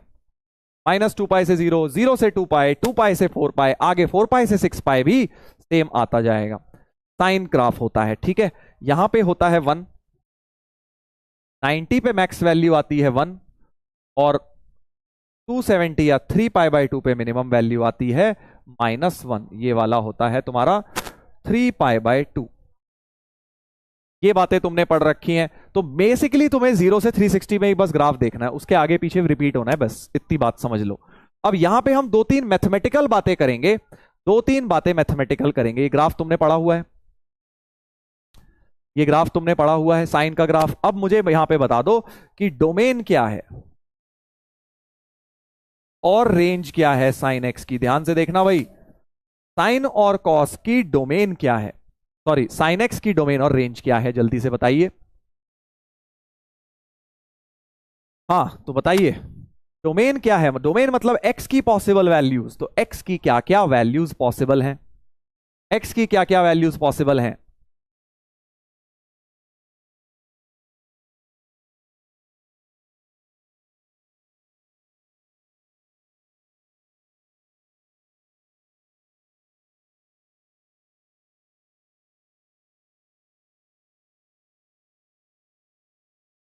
All real, very good very good. X की वैल्यू क्योंकि तुम्हें पता है कुछ भी डाल सकते हैं, y equal to sine X में एक्स को जो मर्जी डालो, हर चीज का साइन एक्स डिफाइंड होता है, बता दिया, 1000 डिग्री भी डालो, 5000 डिग्री भी डालो, इनफैक्ट ग्राफ से भी दिख रहा है, जितना मर्जी आगे इन्फिनिटी तक ले जाओ। तो डोमेन हो गई ऑल रियल नंबर्स, और रेंज मतलब y की वैल्यूज, तो y दिख रहा है मैक्सिमम तो 1 जा रहा है, मिनिमम -1 जा रहा है, सो साइन एक्स की जो रेंज होती है वो क्लोज्ड -1 to 1 हो जाती है। वेरी वेरी इंपॉर्टेंट कि डोमेन एंड रेंज अपने को साइन एक्स एंड की आनी चाहिए, डोमेन एंड रेंज अपने को आनी चाहिए। ठीक है, कॉस एक्स का भी ग्राफ बना रहा हूं, उसकी भी डोमेन एंड रेंज बताएंगे, उसकी भी डोमेन एंड रेंज बताएंगे भाई। देख लीजिए, कॉस एक्स का ग्राफ भी बना दिया है मैंने। कॉस एक्स का ग्राफ कैसा होगा सर? तुम्हें पता है कॉस एक्स का ग्राफ कॉस 0 पे 1 होता है, 0 पे 1 होता है, इस प्रकार का ग्राफ चलता जाता है। ये π/2 होता है, ये पाई होता है, ये 3π/2 और ये 2π। तो बेसिकली इतना ग्राफ जो है बार बार रिपीट करता है कॉस एक्स का ग्राफ। ये तुम्हें क्योंकि फिजिक्स में सर ने बताए हुए इसलिए थोड़ा जल्दी जल्दी बता रहा हूं, टाइम वेस्ट ना होता कि आपका। इस चीज को आगे रिपीट करते जाओ, बस ये आगे पीछे रिपीट करते जाइए। ठीक है जी, ये ग्राफ अपना रिपीट होता जाएगा। और अगर फिर से हम इसको देखें, इसकी मैक्सिमम वैल्यू तो बेटा 1 आ रही है और मिनिमम वैल्यू पाई पर -1 आ जाएगी। फिर से डोमेन जो है x belongs to r, same domain आ गई, और रेंज भी सेम आ गई, y बिलोंग्स टू -1 to 1। तो बहुत इजी है याद रखना कि साइन और कॉस की डोमेन रेंज बेटा सेम होती हैं, साइन एंड कॉस एक्स की डोमेन रेंज सेम होती हैं।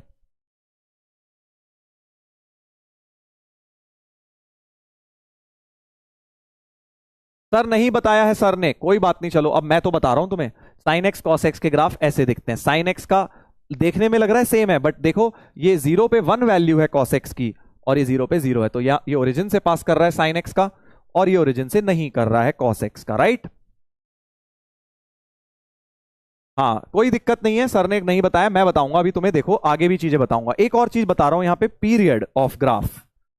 पीरियड, तो पीरियड का वैसे डिटेल में मतलब तुम 12th में समझोगे फंक्शंस वगैरह में कि पीरियड क्या होता है, बट अभी के लिए बस पीरियड ये समझो कि जितनी देर बाद रिपीट हो रहा है ग्राफ, ग्राफ कितनी देर बाद रिपीट हो रहा है। अभी मैंने बताया कि भाई साहब ये जो 2π तक का ग्राफ है, ये वाला ग्राफ, ये वाला जो ग्राफ है ये बार बार रिपीट हो रहा है, यानी कि अपना ग्राफ जो है ये वाली चीज रिपीट कर रही है ना। तो कितनी देर बाद रिपीट कर रही है? ये एज इट इज यहां आ रही है, 2π के बाद रिपीट कर रही है, तो यानी period of this graph is 2π। Graph का पीरियड या साइन एक्स का पीरियड 2π है। ठीक है, अब कुछ लोग कहेंगे कि सर नहीं 2π क्यों सर, और भी ज्यादा ले लो। भाई अगर मैं थोड़ा सा इसको ऐसे बनाऊं, छोटा ग्राफ बना लूं, ये साइन एक्स का ग्राफ है, ठीक है, कोई भाई साहब आके कहेंगे कि सर ये 0 और ये 2π हो रही है, ये 4π हो रही है, तो इतना पूरा भी तो रिपीट कर रहा है, 4π भी तो पीरियड ले सकता हूं भाई। अगर 2π के बाद रिपीट कर रहा है तो 4π के बाद भी कर रहा है, 6π के बाद भी कर रहा है, 8π के बाद भी कर रहा है। Got it? कि भाई ये वाली चीज भी तो हम मान सकते हैं कि सर रिपीट कर रही है, ऐसे आगे जाके एज इट इज आ जाएगी, पीछे जाके भी एज इट इज आ जाएगी, राइट? तो आप 4π भी कह सकते हैं, 6π भी कह सकते हैं, बट एक्चुअली कम से कम पॉजिटिव वाले को हम लेते हैं। मिनिमम पहली बार कब रिपीट कर रहा है? 2π के बाद। तो एक्चुअली इसको बोला जाता है फंडामेंटल पीरियड। ठीक है, तो पीरियड अगर जनरल बोला जाए तो 2nπ पीरियड है, क्योंकि 2π 4π 6π सारे सही हैं, बट अगर मैं फंडामेंटल पीरियड की बात करूं, फंडामेंटल पीरियड, तो वो 2π है। फंडामेंटल पीरियड क्या है? मिनिमम वैल्यू जिसके बाद रिपीट कर रहा है, 2π के बाद कर रहा है, क्योंकि कोई 2π के बाद कर रहा है, 4π के बाद भी कर रहा है, 6π के बाद भी कर रहा है, तो जनरल पीरियड 2nπ हो गया, बट फंडामेंटल पीरियड पाई हो जाएगा, 2π हो जाएगा, राइट? आई होप ये बात क्लियर है। इस ग्राफ से आप समझ पा रहे हैं कि कैसे ये पूरी चीज भी तो 4π वाली चीज भी एज इट इज आगे आ जाएगी, बट हमें वो भी पीरियड माना जाएगा। बट मिनिमम कितनी देर बाद आ रही है? मिनिमम तो ये वाली ही आ जाएगी, जब आप सिर्फ इतना ले लेंगे, वही चीज अपने पास बार बार आ रही है, बार बार आ रही है, इसलिए मिनिमम पीरियड को हम 2π बोल देंगे। मिनिमम पीरियड, फंडामेंटल पीरियड 2π है। Sir why not -2π? नेगेटिव नहीं लेते पीरियड को, पॉजिटिव ही मान के चलते हैं, क्योंकि टाइम पीरियड से डिफाइन है ना, टाइम पीरियड से रिलेटेड है। टाइम पीरियड तुमने देखा है, टाइम कभी नेगेटिव नहीं होता, इसलिए पीरियड भी हम नेगेटिव नहीं लेते। ज्यादा डेप्थ में मत घुसो अभी इसमें, क्योंकि 12th में आएगा ये पीरियड वगैरह, अभी मैंने बस हल्का फुल्का तुम्हें बता दिया है। कॉस एक्स का पीरियड क्या है भाई? कॉस एक्स का पीरियड क्या है? जल्दी से देखिए, भाई ये वाली चीज एज इट इज रिपीट कर रही है ना, ये वाली चीज एज इट इज रिपीट कर रही है। मिनिमम वैल्यू तो भाई यही है, 2 पाई के बाद रिपीट कर रहा है ना, बाकी तुम 4 पाई भी बोलो 6 पाई भी बोलो, कोई दिक्कत नहीं है। सो अगेन पीरियड इसका भी बिल्कुल same 2n pi, but fundamental period इसका भी 2 पाई है। तो डोमेन रेंज पीरियड सब कुछ साइन कॉस का बिल्कुल सेम है, बिल्कुल सेम है domain range and period. I hope ये बात क्लियर है। ठीक है, अब इसमें तुम सोच रहे होगे सर क्वेश्चन कैसा बनेगा ग्राफ में, है ना, तो अब हम वो देख लेते हैं कॉन्सेप्ट जिस पे क्वेश्चन बनेगा। यहां तक तो बात क्लियर है।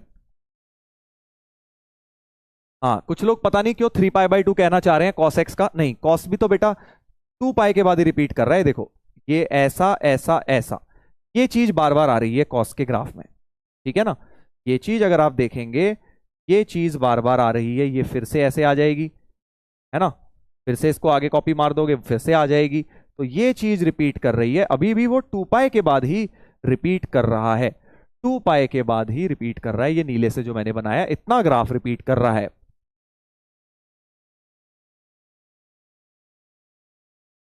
ठीक है,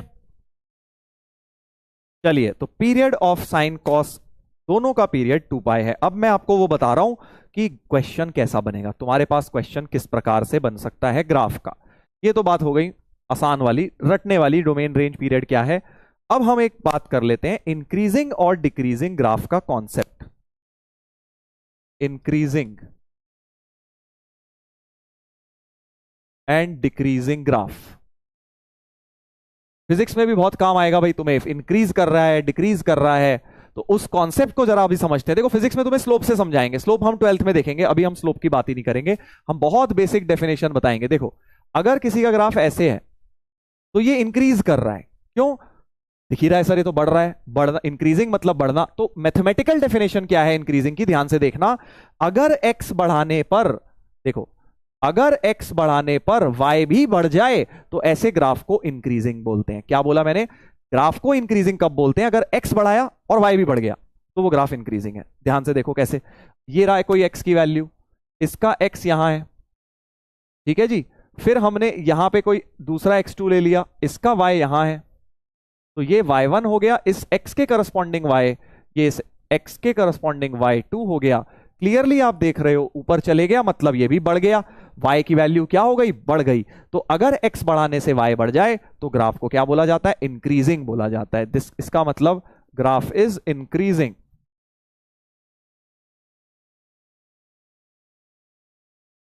सिमिलरली इसका उल्टा, अगर x बढ़ाने पर y कम हो जाए, क्या बोला मैंने कि अगर x बढ़ाने पर, जैसे मान लो ये ग्राफ है, ठीक है जी, ये आपका एक x है, इसका y1 यहां है, ये इसका y1 है, करेक्ट, इस x का y1 ये है, मान लो थोड़ी देर बाद हमने x2 यहां ले लिया और इसका y2 ये हो गया, तो नीचे आ गया ना y, नीचे आ गया यानी कि y उसका कम हो गया। तो x बढ़ाने पर अगर y कम हो जाए तो हम उसे डिक्रीजिंग कहते हैं, ग्राफ इज डिक्रीजिंग।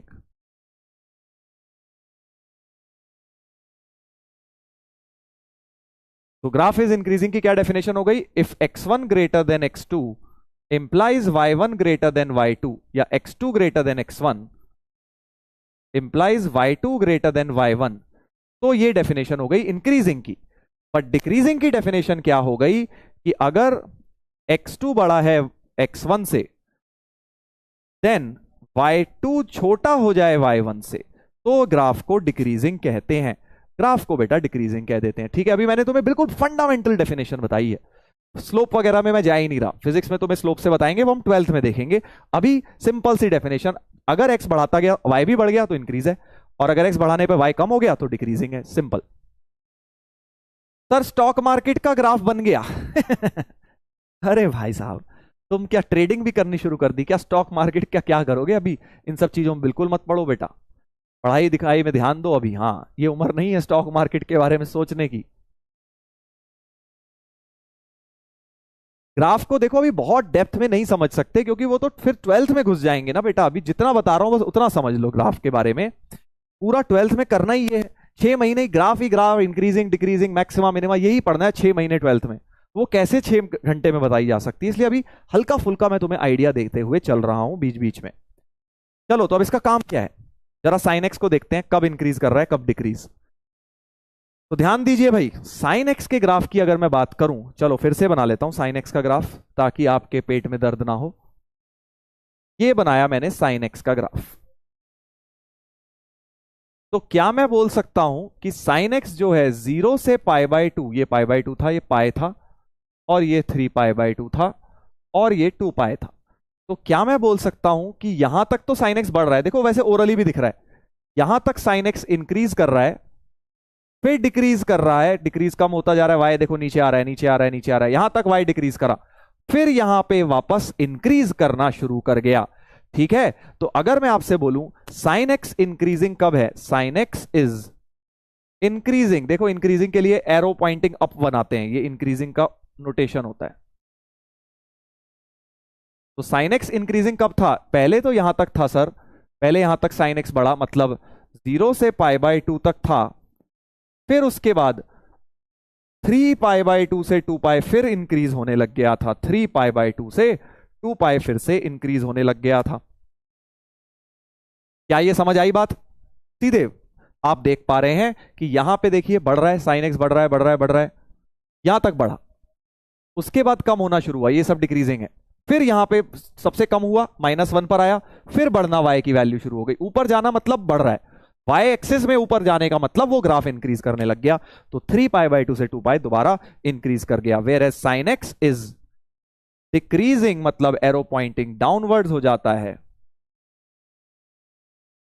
कब डिक्रीजिंग के लिए तो दिख रहा है यहां से π/2 से डिक्रीज हुआ, होते होते गिरते गिरते गिरते गिरते 3π/2 तक गिरा, तो इस पूरे रीजन में डिक्रीजिंग था, यानी कि π/2 से 3π/2 साइन एक्स जो है डिक्रीजिंग है, डिक्रीजिंग है। ब्रैकेट्स के बारे में अभी मत सोचो, अभी बस इतना ही मेन मेन मोटा मोटा समझ लो।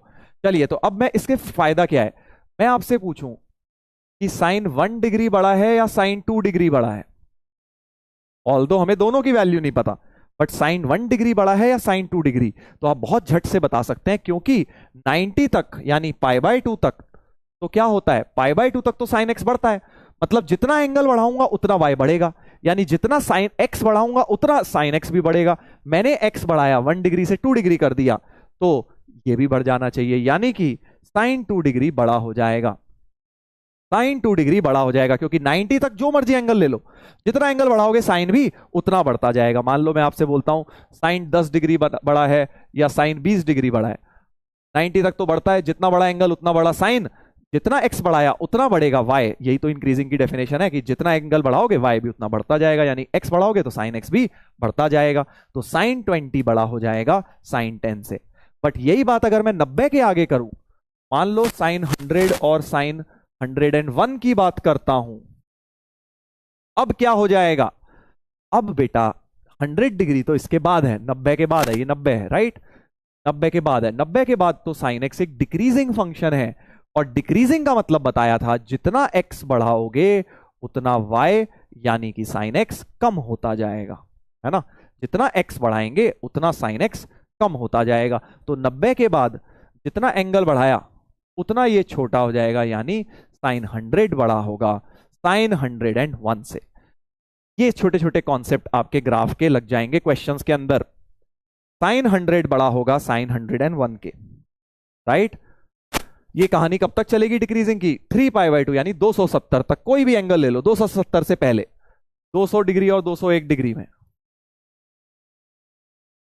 कौन बड़ा होने वाला है, डिग्रीज हैं भाई, क्योंकि 270 तक ही डिक्रीज करता है, देखो 90 से 270 तक डिक्रीज करता है, यानी जितना एंगल बढ़ाओगे उतना छोटा होगा, यानी साइन 200 बड़ा होगा, 201 का साइन कम हो जाएगा, क्योंकि एंगल बढ़ गया, एंगल बढ़ गया।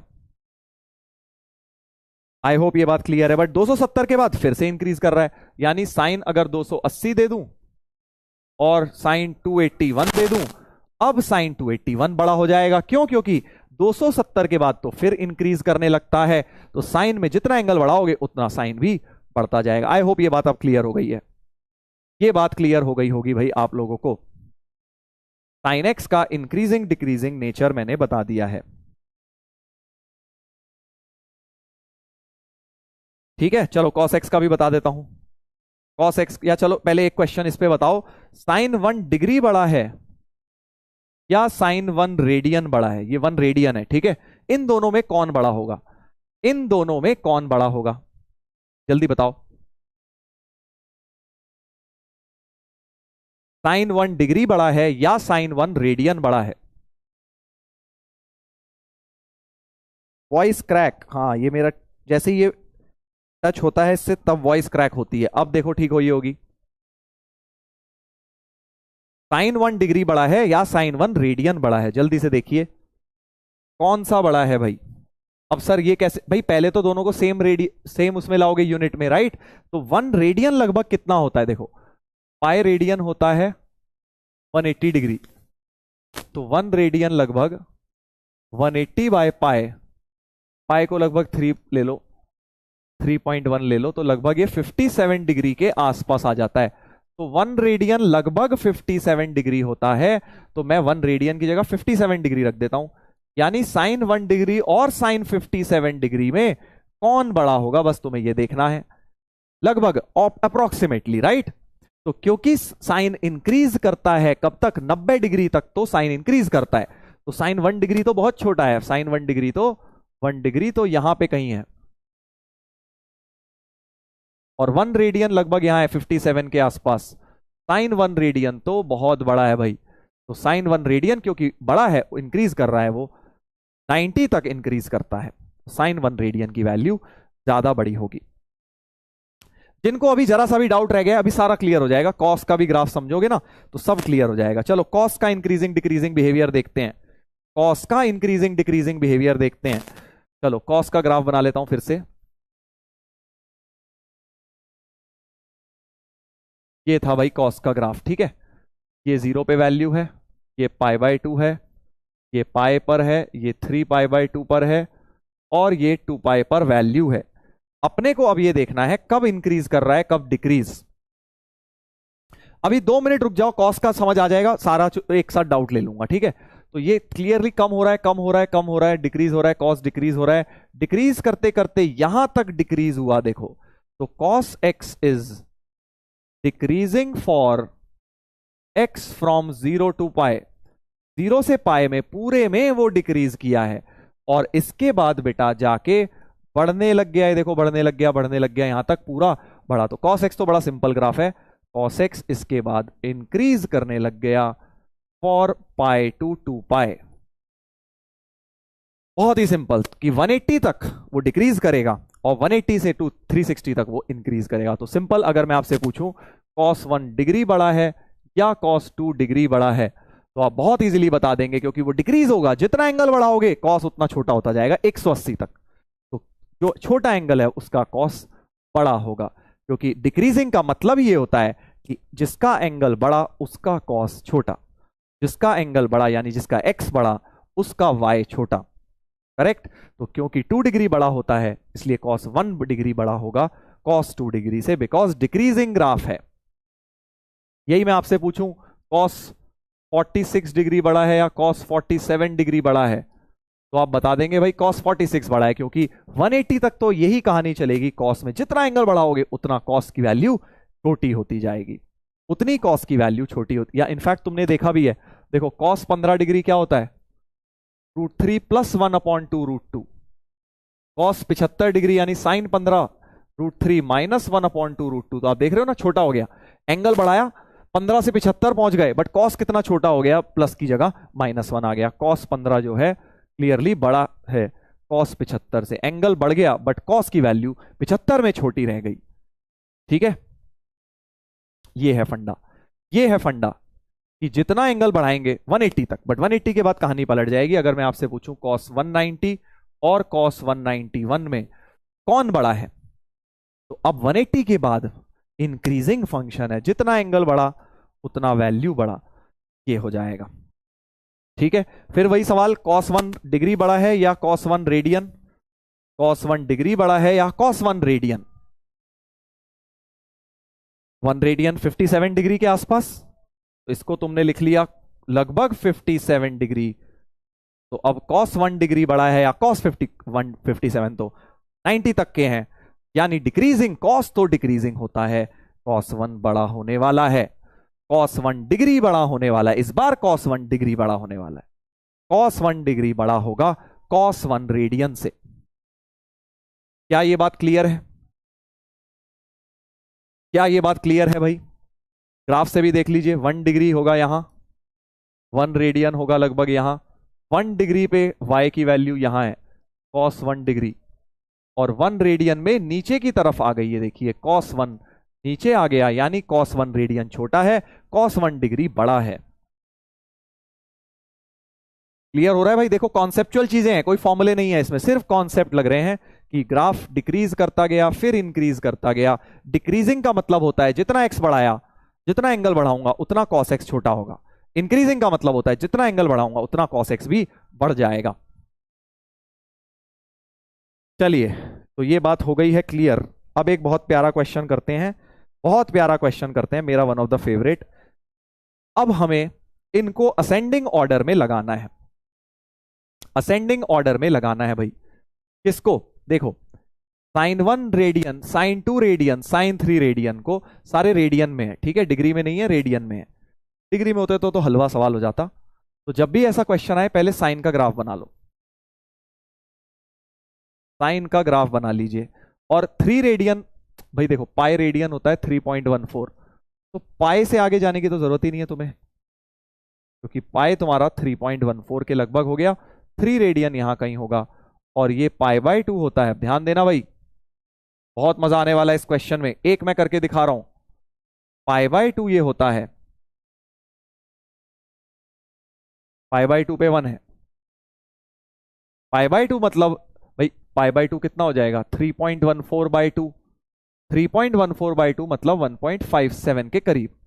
तो ये वैल्यू है 1.57 रेडियन, ये वैल्यू है 1.57 रेडियन। ध्यान देंगे भाई, ध्यान देंगे। अब 1 रेडियन इसके लेफ्ट में है, प्रॉब्लम क्या हो रही है, एक तो लेफ्ट में है और एक राइट में है। 3 तो चलो बहुत ज्यादा इधर है, 3 तो 3.14 के बहुत करीब है, पाए के बहुत करीब है, ऐसा कुछ। ध्यान देंगे, अब 1 और 2 में क्लोज फाइट है, क्योंकि 1 भी इसके पास है, 2 भी इसके पास है। ध्यान से सुनेंगे, बहुत इंपॉर्टेंट बात बोलने वाला हूं, सब लोग केयरफुली सुने। देखो 1 और 1.57 में कितने का दूरी है? 0.57 का गैप है सर, है ना। और 2 रेडियन, 2 रेडियन जो होगा, 2 रेडियन जो होगा ये 1.57 है π/2, 2 रेडियन, और इसमें गैप कम है, 0.43 का गैप है।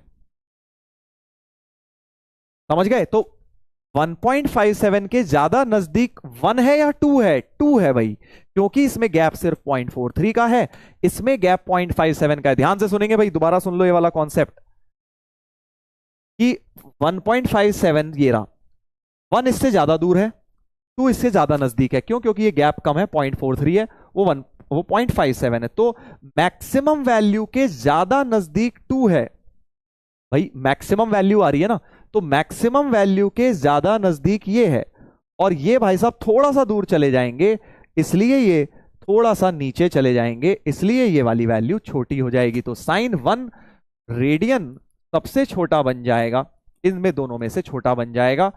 फिर साइन 2 रेडियन ऊपर होगा, और साइन 3 तो बेटा बहुत ही ज्यादा नीचे है, यहां पे है, ठीक है। साइन 3 में तो कोई कंपटीशन ही नहीं है, कंपटीशन सिर्फ 2 और 1 में था। साइन 2 ज्यादा बढ़ हो गया, वो जीत गया। क्यों? क्योंकि साइन 2 जो था वो मैक्सिमम के ज्यादा नजदीक है, मैक्सिमम के जो ज्यादा नजदीक होगा वो बड़ा होगा भाई, मैक्सिमम वैल्यू के पास है, ज्यादा बड़ा हुआ ना, वो मैक्सिमम वैल्यू से थोड़ा सा दूर हो गया तो वो थोड़ा सा छोटा हो गया, इसलिए साइन 2 रेडियन सबसे बड़ा है। Very very important question, sine 2 सबसे बड़ा, असेंडिंग ऑर्डर में करना था ना, तो sine 3 smallest, then sine 1, then sine 2, sine 2 radian is biggest, sine 2 radian is biggest. सबका आंसर पलट गया, ठीक है भाई। 3 1 2 हो गया ऑर्डर, 3 1 2 हो गया ऑर्डर, सबसे छोटा साइन 3, फिर हो गया साइन 1, फिर हो गया साइन 2। दोबारा सुन लो जिन्हें डाउट है, जिन्हें डाउट है दोबारा सुन लीजिए भाई। देखिए हमारे पास साइन का ग्राफ ये रहा, ये साइन का ग्राफ है, ये 1.57 है, ये 3.14 है, 3 तो बहुत नजदीक है इसके, तो 3 तो ऑलमोस्ट 0 के आसपास ही, बहुत ही छोटा वैल्यू है। तो 2 और 1 में फाइट है। 1 क्या है, इससे 0.57 दूर है, और 2 इसके ज्यादा नजदीक है। तो 2 क्योंकि ज्यादा नजदीक है वो थोड़ा सा बड़ा रह जाएगा, और ये थोड़ा सा छोटा रह जाएगा y का वैल्यू। तो sin 2 सबसे ऊपर, फिर sin 1, और sin 3 तो सबसे नीचे। तो असेंडिंग ऑर्डर में ये पहले, फिर ये दूसरा, ये तीसरा हो जाएगा। सिंपल सा फंडा ये है, जो मैक्सिमम के ज्यादा पास है वो बड़ा रहेगा, जो मिनिमम के ज्यादा पास है वो छोटा रहेगा, सिमिलरली, है ना। चलिए तो एक और देखते हैं, कॉस का देखते हैं अब। कॉस 1, कॉस 2, कॉस 3 का। पहले तो कॉस का ग्राफ बनाया जाए। कॉस 3 मतलब फिर से पाए तक ग्राफ बनाता हूं। कॉस का ग्राफ पाए तक ऐसा होता है, पूरा ही बना लो, चलो ये हो गया 0, और यहां पे पाए होता है कहीं। ये तो बड़ा आसान हो गया यार, ये तो कुछ देखने वाली बात ही नहीं है। 1 रेडियन ये है 1.57, है ना। तो 1 रेडियन तुम्हारा होगा, 1 रेडियन तुम्हारा होगा यहां, 2 होगा यहां, 3 होगा यहां। इसमें कोई कंपटीशन ही नहीं है भाई, इसमें कोई कंपटीशन ही नहीं है। 1 पे तो ग्राफ ऊपर है, 1 रेडियन पे पॉजिटिव है, ऊपर है। 2 पे नेगेटिव है, नीचे है।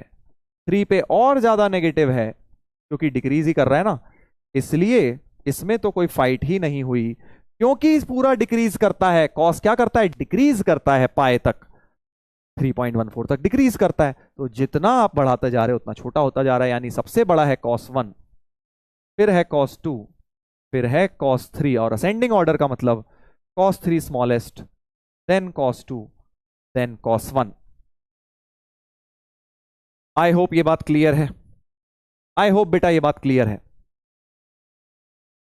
3 to 1 ही ऑर्डर हो गया इसका, तो 3 to 1 ऑर्डर हो गया। देख लीजिए यहां तक कोई दिक्कत, यहां तक कोई परेशानी। हाँ, कॉस में कोई फाइट ही नहीं हुई, क्योंकि भाई कुछ है ही नहीं, वो तीनों में डिग्री। इंपॉर्टेंट क्वेश्चन, बढ़िया क्वेश्चन कब बनता है, जब 3 और 4 पूछ लेता। चलो कर ही लेते हैं। cos 3 रेडियन बड़ा है या cos 4 रेडियन बड़ा है, चलो एक क्वेश्चन बना देते हैं, cos 3 वर्सेस cos 4 रेडियन। क्योंकि अब मजा आएगा, क्योंकि 3 है इस मिनिमम के इधर, और 4 है इस मिनिमम के, क्योंकि यहां मिनिमम है। इसके आजू बाजू में बन गए 3 4, राइट। अब जल्दी से बता दो cos 3 बड़ा है या cos 4 बड़ा है। मैं तुम्हें ए ऑप्शन दे रहा हूं cos 3, B option sir cos 4, C option can't say. ठीक है, पोल स्टार्ट करते हैं। समझ गए क्वेश्चन क्या है? क्वेश्चन बहुत ही सिंपल है, क्वेश्चन बहुत ही सिंपल है कि cos 3 रेडियन cos 4 रेडियन में कौन ज्यादा बड़ा है, बड़ा वाला बताना है। Which is bigger, which is bigger, cos 3 और cos 4, that is the question. 1 minute का समय है। cos 3 रेडियन cos 4 रेडियन में कौन बड़ा है, इस ग्राफ को देख के ओरली बता सकते हो तुम, इस ग्राफ को देख के ओरली बता सकते हो, बहुत प्यार से बता सकते हो यार। देखो मैं तो, मुझे तो दिख गया ओरली, कुछ लोगों को शायद दिख गया हो। ये 3 था, ये 3.14 है, और ये 4 है।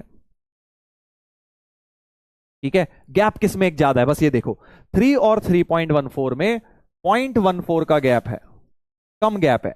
बट 3.14 और 4 में ज्यादा गैप है, 0.86 का गैप है ना, सब्ट्रैक्ट कर रहा हूं तो 0.86 बन रहा है। तो ज्यादा दूर कौन है, 4 है। मिनिमा से ज्यादा दूर है, मैक्सिमा से नहीं, मिनिमा से। तो तुम्हें इतने दिमाग नहीं लगाना, मत लगाओ, सीधे सीधे ऐसे देख लो। मिनिमा से क्योंकि ज्यादा दूर हो गया, थोड़ा सा ऊपर रह जाएगा वो मिनिमा के ज्यादा नजदीक है 3, तो वो नीचे ही रहेगा भाई। अगर तुम्हारी क्लास में जिसके मिनिमम मार्क्स है तुम उसके ज्यादा नजदीक हो, तो तुम्हारे ही तो कम हुए ना। तुम 2 दोस्त हो भाई, ठीक है, तुम कंपैरिजन कर रहे हो। कैसे कंपैरिजन कर रहे हो, तुम कंपैरिजन कर रहे हो जो क्लास का लोएस्ट वाले मार्क्स वाला है उससे रिलेटिवली सोच रहे हो। मिनिमम मार्क्स है मान लो 5, तुम बोलते हो कि भाई मेरे इससे ज्यादा नजदीक है, तो तुम ही तो छोटे हुए ना। तुम कौन छोटा होगा, जो मिनिमम के ज्यादा पास है वो छोटा होगा। इन दोनों में से पास कौन है, ये पास है 3, यानी कि 3 वाला छोटा हो जाएगा और 4 वाला बड़ा हो जाएगा। यानी cos 4 रेडियन थोड़ा सा ऊपर आ जाएगा y एक्सिस में, इसलिए cos 4 बड़ा हो जाएगा। So bigger one is cos 4, cos 4 bigger है। समझ गए ना भाई, सिंपल एग्जांपल, कॉमन सेंस से मैंने समझा दिया है। बी ऑप्शन इसका होना चाहिए, क्योंकि मिनिमम के जो ज्यादा नजदीक है वो ज्यादा छोटा रहेगा। 3 ज्यादा नजदीक था, वो ज्यादा कम है। काफी लोगों को चमक गया है, 20% लोग अभी गड़बड़ कर रहे हैं भाई। बहुत कॉमन सेंस है इसमें और कुछ नहीं है। 3.14 मिनिमा है, तो जो मिनिमम के ज्यादा पास है वो छोटा रहेगा, जो मैक्सिमम के ज्यादा पास है वो बड़ा रहेगा।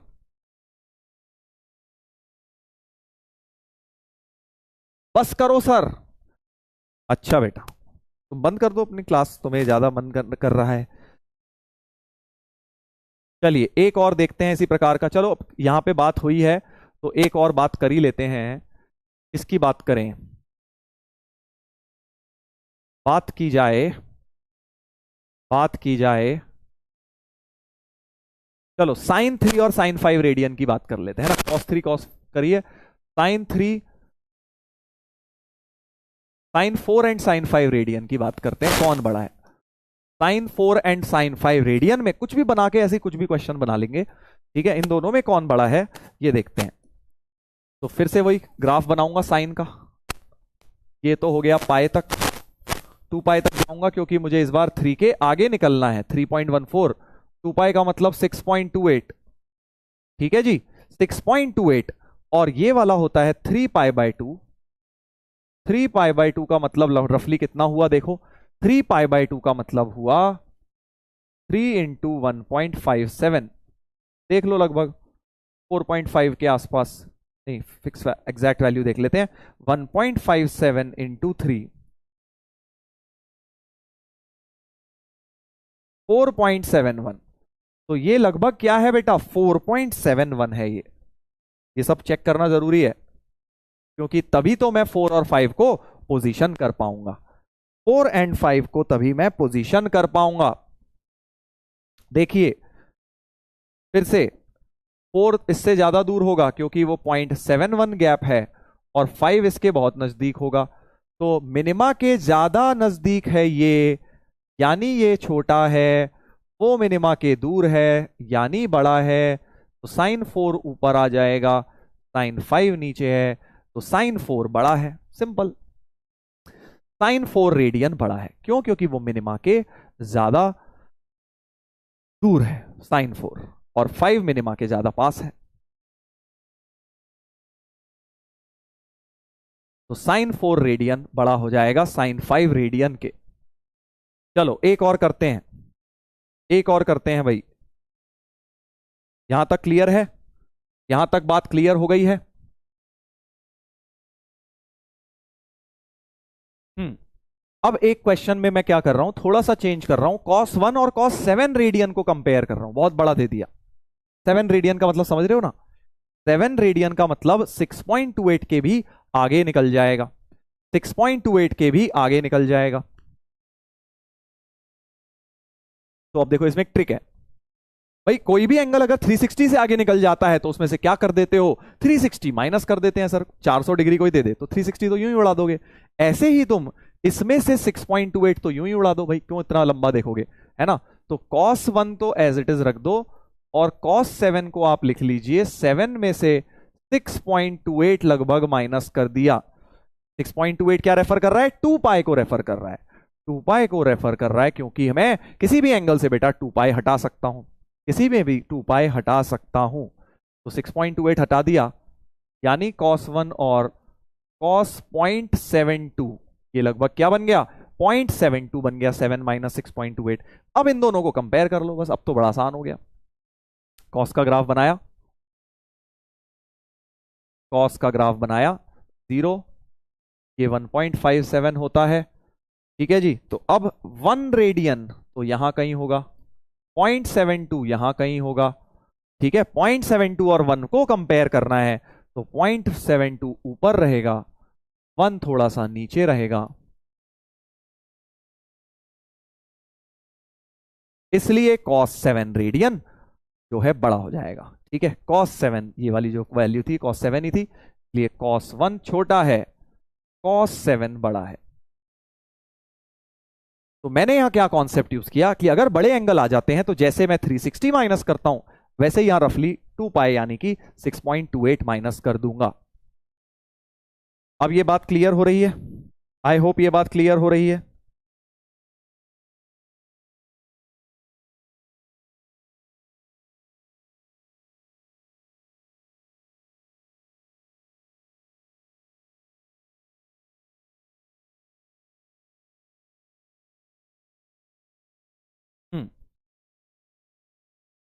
ठीक है भाई, चलिए आगे बढ़ते हैं, आगे बढ़ते हैं। 10x का ग्राफ बता देता हूं अब मैं तुम्हें, 10x का ग्राफ भी बता देता हूं। साइन कॉस के कर लिए, अब 10x की बारी है।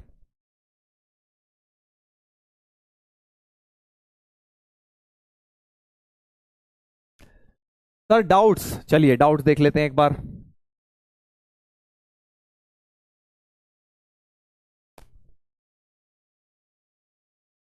ये भाई इतनी बड़ी बड़ी क्या लिख रहे हो आप? जेई एडवांस 2024 क्वेश्चन कर तो लिया यार, और कैसे कराऊं?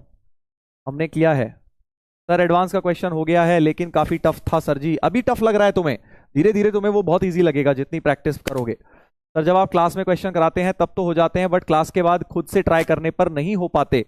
तुम सेम क्वेश्चन की बात कर रहे हो जो क्लास में कराता हूं, या different question? I am assuming different question की कर रहे होगे, क्योंकि सेम तो तुम दोबारा ट्राई करोगे नहीं होता तो वीडियो देखा करो, दोबारा देखो मैंने क्या थॉट लगाया है, वो धीरे धीरे करके वैसे ही थॉट बनता है। और अगर अभी खुद से नहीं होते क्वेश्चन, घबराओ मत। तुम्हें पहले ये समझना है कि आईआईटी का एग्जाम अभी 2 साल दूर है, और प्रॉपर ट्रेनिंग होती है आईआईटी के एग्जाम की, इसीलिए तो बच्चे 2 साल तैयारी करते हैं बेटा। अगर तुम आज कॉन्सेप्ट पढ़ रहे हो और कल से सवाल होने लग जाएंगे, तो आप फिर 2 साल की जरूरत नहीं है ना अपने को दोस्त। समय लगता है, टाइम लगता है, टाइम के साथ क्वेश्चंस होंगे, बात मैं बहुत बार बोल चुका हूं। ये तो पूछने का कोई क्वेश्चन ही नहीं है। अगर मैंने लास्ट क्लास नहीं देखी तो क्या इसे देखूं? Answer is always no. Sir आज प्लीज डीपीपी नहीं देना, डीपीपी बैकलॉग है। हाँ आज मैंने डीपीपी लगाई भी नहीं है, मॉड्यूल में से दूंगा होमवर्क। डीपीपी सॉल्व करने में 40-50 मिनट लग जाते हैं, 14 to 15 क्वेश्चन राइट होते हैं। I am on right path, yes you are on right path. Sir कुछ क्वेश्चंस के आंसर नहीं बन रहे हैं सर जी, सारे फॉर्मूला भी लर्न हो गए हैं पर कुछ क्वेश्चन नहीं हुए। तो नहीं होंगे कुछ क्वेश्चंस, कोई दिक्कत नहीं है। थोड़े बहुत क्वेश्चन नहीं होते, वो आपको वो कभी भी वो दिन नहीं आएगा जिस जब 100% क्वेश्चन हो जाए। मैं खुद बोल रहा हूं तुम्हें, जेई की तैयारी में वो दिन आता ही नहीं है कि सारे 100% होने लग जाएंगे। अगर आपसे 60-70 हो रहे हैं, आप ठीक डायरेक्शन में। सर प्लीज संडे को ट्रिग्नोमेट्री रिवाइज करने का टाइम दीजिएगा प्लीज। हाँ तो करिए रिवाइज, मैं तो आपकी क्लास ले ही नहीं रहा हूं संडे को। आज डीपीपी भी नहीं दी है मैंने। सर ब्रेन टीजर के क्वेश्चंस करवा दीजिए बेटा, मैं तुम्हें पता है वो रिकॉर्डेड लेक्चर में शेयर करता हूं, पहुंच जाएगा। रीसेंट डाउट, सर मैं गांव से हूं, आई लव यू सर। अरे गांव से शहर से जहां से मर्जी हो यार, आई ऑल्सो लव यू से क्या फर्क पड़ता है। सर वीडियो कॉल कर लो सर, कुछ क्वेश्चन पूछना है सर प्लीज। अरे क्वेश्चन पूछने के लिए वीडियो कॉल कर दूं? कमाल है भाई, क्वेश्चन पूछने के 1000 तरीके हैं। सब चाहते हैं बस वीडियो कॉल कर दो सर हमें अब रोज रोज वीडियो कॉल नहीं भाई। हाँ कॉस 1 डिग्री बड़ा है या कॉस 181 डिग्री बड़ा है, ये कैसी बात कर दी बेटा निशित दोस्त। कॉस 181 तो वैसे ही नेगेटिव है। कॉस 181 क्या है? नेगेटिव, ग्राफ से भी दिख रहा है वो। 181 मतलब पाए के भी नीचे, पाए के इधर। कॉस 181 लगभग यहाँ है, और कॉस 1 डिग्री तो बहुत ऊपर है, पॉजिटिव है। ऑब्वियसली कॉस 1 डिग्री बड़ा है क्योंकि वो तो एक पॉजिटिव वैल्यू है। कॉस 181 एएसटीसी रूल, थर्ड क्वाड्रेंट में कॉस वैसे ही नेगेटिव है। ठीक है, सबका एक ही कंसर्न है, खुद से क्वेश्चंस नहीं हो पा रहे हैं। तो मैं आपसे इसमें एक ही चीज कहूंगा, पेशेंस रखना पड़ेगा। जेई में इतनी जल्दी खुद से क्वेश्चन मैथ्स में नहीं होते हैं, इस बात को अपने दिल और दिमाग में पहले समझो। जेई की मैथ्स में समय लगता है, अगर सबसे 2 दिन में ही क्वेश्चंस होने लग जाते तो भाई सब मैथ्स में भी चैंपियन हो जाते ना। बट तुमने सुना होगा मैथ्स में सब कहते हैं मैथ्स में डर लगता है, टफ लगता है। सिर्फ मैथ्स में वो लोग चैंपियन बन जाते हैं जो पेशेंस रखते हैं और खूब सारे सवाल बस प्रैक्टिस करते जाते हैं। जो नहीं हो रहे उनका सोल्यूशन देखते हैं, हिंट देखते हैं, समझते हैं, अगले पे आ जाते हैं। ये प्रोसेस जो बार बार रिपीट करता है वो मैथ्स में चैंपियन बनता है। वो बच्चे मैथ्स में कुछ नहीं कर पाते जो पैनिक मचा डालते हैं, जिन्हें 2 दिन में सब कुछ चाहिए, जिन्हें 5 दिन में सब चाहिए, जिन्हें याद करके तुरंत क्वेश्चन बन जाए। नहीं होगा, मैं आपको पहले ही बता रहा हूं नहीं होगा। आप उसमें टाइम वेस्ट मत करिए, ठीक है।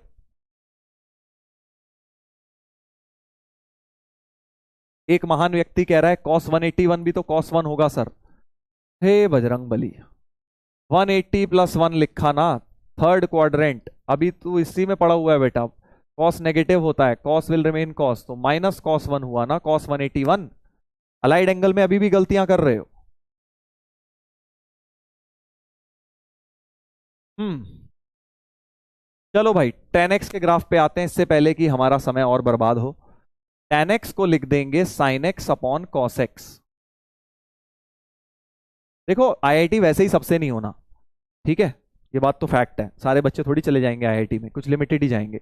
और वो होंगे जो चीजों को डिफरेंट तरीके से करेंगे, जो आम जनता की तरह सोचेंगे, उनका रिजल्ट भी आम ही आने वाला है। जो ये सोचेंगे मेरे से सवाल नहीं होते, सवाल नहीं होते, तुमसे कभी होंगे भी नहीं, फिर उसे सोचते ही रहोगे, क्योंकि तुम एफर्ट तो करोगे नहीं। और जो ये इस चीज से ऊपर उठ के एफर्ट करते रहेंगे कंटिन्यूसली, बस ट्राई करते रहेंगे, उनका लास्ट तक जाते जाते प्रॉब्लम सॉल्विंग स्किल्स डेवलप हो जाएंगी। ठीक है। हम्म। तो थोड़ा सा पेशेंस रखने की जरूरत है। चलिए, tan x होता है sin x upon cos x। अब इसमें एक बात पक्की है कि cos x जब भी जीरो होता है वो डोमेन में नहीं है। तो पहले डोमेन देख लेते हैं भाई। cos x जीरो कब होता है, बस अब ये पता लगाना है ना, क्योंकि तुम्हें पता है इस टाइप की चीज डिफाइंड नहीं होती अगर डिनोमिनेटर जीरो हो जाए। नाउ cos x जीरो कब होगा, देखो cos x का ग्राफ देखते हैं। cos x जीरो कहां कहां होता है, देखिए cos का ग्राफ ये रहा। cos जीरो होता है एक तो पाई बाय टू पे, एक 3 पाई बाय 2 पे, फिर अगला 5 पाई बाय 2 पे होगा, राइट। तो cos x जब जब जीरो होगा वो सब दिक्कत की बात है, मतलब cos x is not zero, cos x is not zero, यानी x पाई बाय 2 नहीं हो सकता। तुम्हें पता ही है tan pi by 2 not defined हो जाता है ना, क्योंकि वहां पे cos x जीरो होता है। 3 पाई बाय 2 भी नहीं हो सकता, क्योंकि tan 3 पाई बाय 2 भी नॉट डिफाइंड होता है, वो भी डोमेन से गायब होगा। फिर अगला 5 पाई बाय 2 भी नहीं हो सकता, 7 पाई बाय 2 भी नहीं हो सकता। इस तरह से कहानी चलती जाती है। यानी अगर मैं इसे जनरलाइज करूं तो देखो पाई बाय 2 के आगे क्या लगा हुआ है, ध्यान दीजिए, यहां 1 पाई बाय 2 है, यहां 3 पाई बाय 2, 5 पाई बाय 2, 7। तो पाई बाय 2 के साथ ऑड नंबर बेटा मल्टीप्लाइड है ना। समझ गया क्या बोला मैंने, कि x पाई बाय 2 नहीं हो सकता, 3 पाई बाय 2 नहीं, 5 पाई by 2, 7 pi by 2, 9 pi by 2। तो इन जनरल ऑड नंबर, और ऑड नंबर को 2n+1 लिख लो या 2n-1, दोनों तरह से ऑड नंबर लिख लेते हैं। तो x ये नहीं हो सकता, वेरी वेरी इंपॉर्टेंट। तो tan x की डोमेन, अब से कोई ये नहीं बोलेगा tan x की डोमेन मतलब x इज नॉट 90, ये बच्चों वाली बात है। tan x की डोमेन का मतलब ना तो x पाई बाय 2 होगा, ना 3 पाई बाय 2, ना 5 पाई बाय 2, ना 7 पाई बाय 2, ऐसे चलता जाएगा। यानी x in general odd times pi by 2 नहीं होगा। और ऑड नंबर को कैसे लिखते हैं, 2n+1 या 2n-1 भी बचपन से देखते आ रहे हो, जैसे भी लिख लो। तो x is not equal to this. तो all real other than, domain क्या हो जाएगी इसकी, very very important, domain of tan x is all real other than 2n+1 pi by 2। ये अपनी tan x की डोमेन है, domain very very important. tan x की डोमेन है हर real number other than 2n+1 pi by 2। चलो भाई पढ़ने में ध्यान लगाइए, ठीक है ना। आगे बढ़ते हैं, आगे बढ़ते हैं। तो अब इसका हम ग्राफ बनाएंगे। तो very very important, tan x का ग्राफ बनाने के लिए सबसे पहले तो पाई बाय 2 का आपको डिफाइंड नहीं होगा पाई बाय 2 पे, और 3 पाई बाय 2 पे भी डिफाइंड नहीं होगा, अभी देखा हमने, ये सब डोमेन में नहीं है। -पाई बाय 2 पे भी डिफाइंड नहीं होगा, ये सब तुम्हारे x की वैल्यूज पॉसिबल नहीं है। पाई बाय 2, x की 3 पाई बाय 2, x की -पाई बाय 2, ये सब वैल्यूज पे डिफाइंड नहीं होगा, ठीक है। और क्या होता है देखो, tan x 0 पे 0 होता है, और पाई बाय 2 पे डिफाइंड नहीं होता, बट पाई बाय 2 के पास इंफिनिटी की तरफ जाने लगता है। तो ऐसा कुछ बन जाएगा, एसिम्टोट जैसा बन जाएगा। याद आ रहा है, मैंने तुम्हें लॉग के ग्राफ में भी बताया था एसिम्टोट प्रेजेंट होती है। tan x के ग्राफ में भी ऐसे ही एसिम्टोट है, कि ऐसा लगेगा टच कर रहा है बट करेगा नहीं, इंफिनिटी पे जाके तरह से अप्रोच करेगा। तो 90 की तरफ जाएगा तो इंफिनिटी की तरफ, और -90 पे -इंफिनिटी। तो ये लाल वाला ग्राफ अपना tan x का ग्राफ है, ठीक है, tan x का ग्राफ है बेटा। ऐसे ही अब ये चीज इसके आगे बिल्कुल ऐसे ही, ये 0 पे पाई होता है, बिल्कुल ग्राफ ऐसे ही रिपीट कर जाता है। यही वाली चीज आगे भी होती है, पाई बाय 2 के आगे फिर से -इंफिनिटी से शुरू, और 3 पाई बाय 2 तक जाते जाते फिर से +इंफिनिटी की तरफ हो जाता है, ठीक है। बस यही चीज आगे पीछे रिपीट करा दो, इधर भी कर दो, इधर भी कर दो। तो ये ग्राफ है tan x का, इसके आगे फिर से ऐसे बना दो, ठीक है, ये फिर से एक लाइन बन जाएगी 5 पाई बाय 2। आई होप ये बात क्लियर है, ये बात आई होप क्लियर है, ठीक है।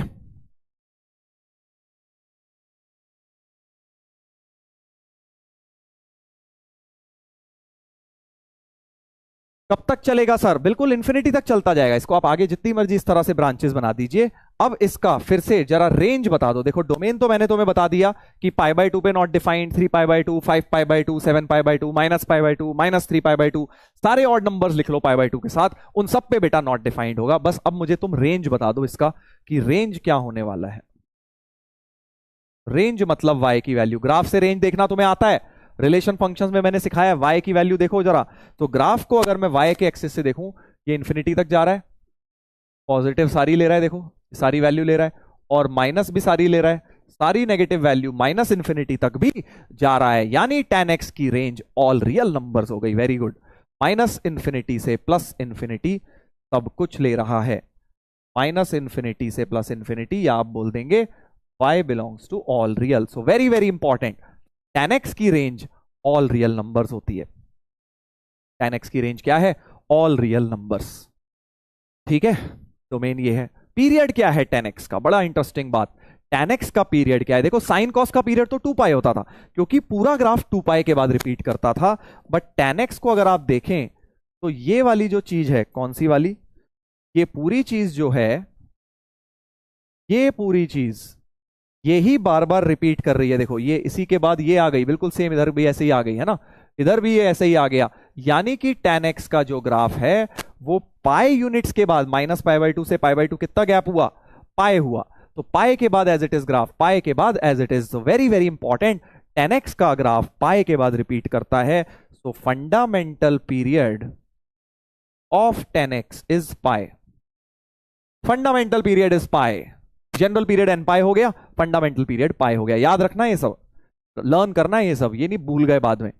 बहुत 12th में काम आने वाली हैं ये चीजें, इंपॉर्टेंट ग्राफ से रिलेटेड। 11th में भी आएंगी बट याद रखनी है, मेनली 12th में काम आएंगी। इंक्रीजिंग डिक्रीजिंग की बात कर लेते हैं। 4 चीजों की बात कर रहे हैं देखो ग्राफ के बारे में हम। First is domain, second is range, third is period, fourth is increasing decreasing. तो tan x को अगर आप देख सकते हैं, tan x का ग्राफ ये देखो यहां बढ़ रहा है, ये भी बढ़ रहा है, ये भी बढ़ रहा है। तो tan x हर क्वाड्रेंट में इंक्रीज करता है। tan x का ग्राफ हर क्वाड्रेंट में, देखो फर्स्ट क्वाड्रेंट है 0 से π/2, इसमें इंक्रीज, ये भी इंक्रीज है, π/2 से पाई, पाई से 3π/2 भी इंक्रीज, 3π/2 से 2π भी। सो tan x का ग्राफ ऑलवेज इंक्रीजिंग होता है। हमेशा जितना x बढ़ाओगे उतना tan x भी बढ़ता जाता है अपने क्वाड्रेंट के अंदर, राइट। तो ग्राफ ऑफ tan x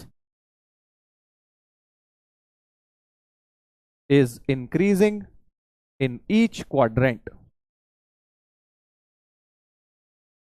मतलब अगर कोई आपसे पूछे tan 1 डिग्री बढ़ा है या tan 2 डिग्री बढ़ा है, तो आप बोल देंगे tan 2 डिग्री भाई, क्योंकि फर्स्ट क्वाड्रेंट के एंगल है, फर्स्ट क्वाड्रेंट में दोनों बढ़ते हैं। थर्ड का, सेकंड का हो वहां भी बढ़ेंगे, थर्ड हो वहां भी बढ़ेंगे, इंटर क्वाड्रेंट में देखना पड़ेगा बस। ठीक है,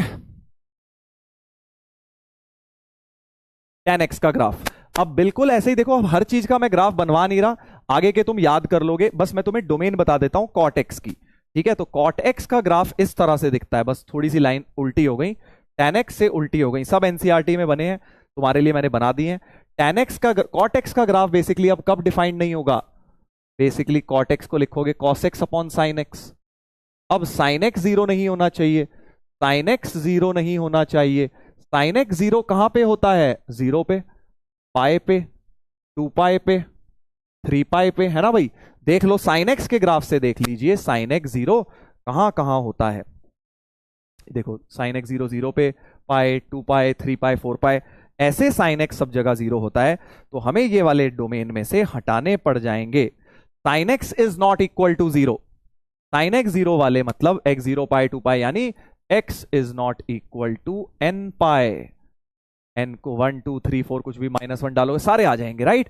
तो cot x की डोमेन क्या हो जाएगी? All real other then, all real other then nπ। वो तुम यहां भी देख सकते हो, देखो 0 पे नहीं डिफाइंड है, पाई पर नहीं डिफाइंड है, वर्टिकल लाइन है ना, 2π पे नहीं डिफाइंड है। तो ये सारी लाइंस इसमें हटाई हुई हैं। जैसे tan x में π/2, 3π/2, 5π/2 ये सब हटाते हैं, cot x में 0π, 2π, 3π ये सब हटाई जाती है, यानी nπ। ये सब याद करना है तुमने। और रेंज तो तुम ग्राफ से देख ही सकते हो कि cot की भी प्लस इंफिनिटी भी जा रही है, माइनस इंफिनिटी भी जा रही है। Y axis point of view से देखो, प्लस इंफिनिटी, ये माइनस इंफिनिटी, फिर से ऑल रियल नंबर्स, ठीक है।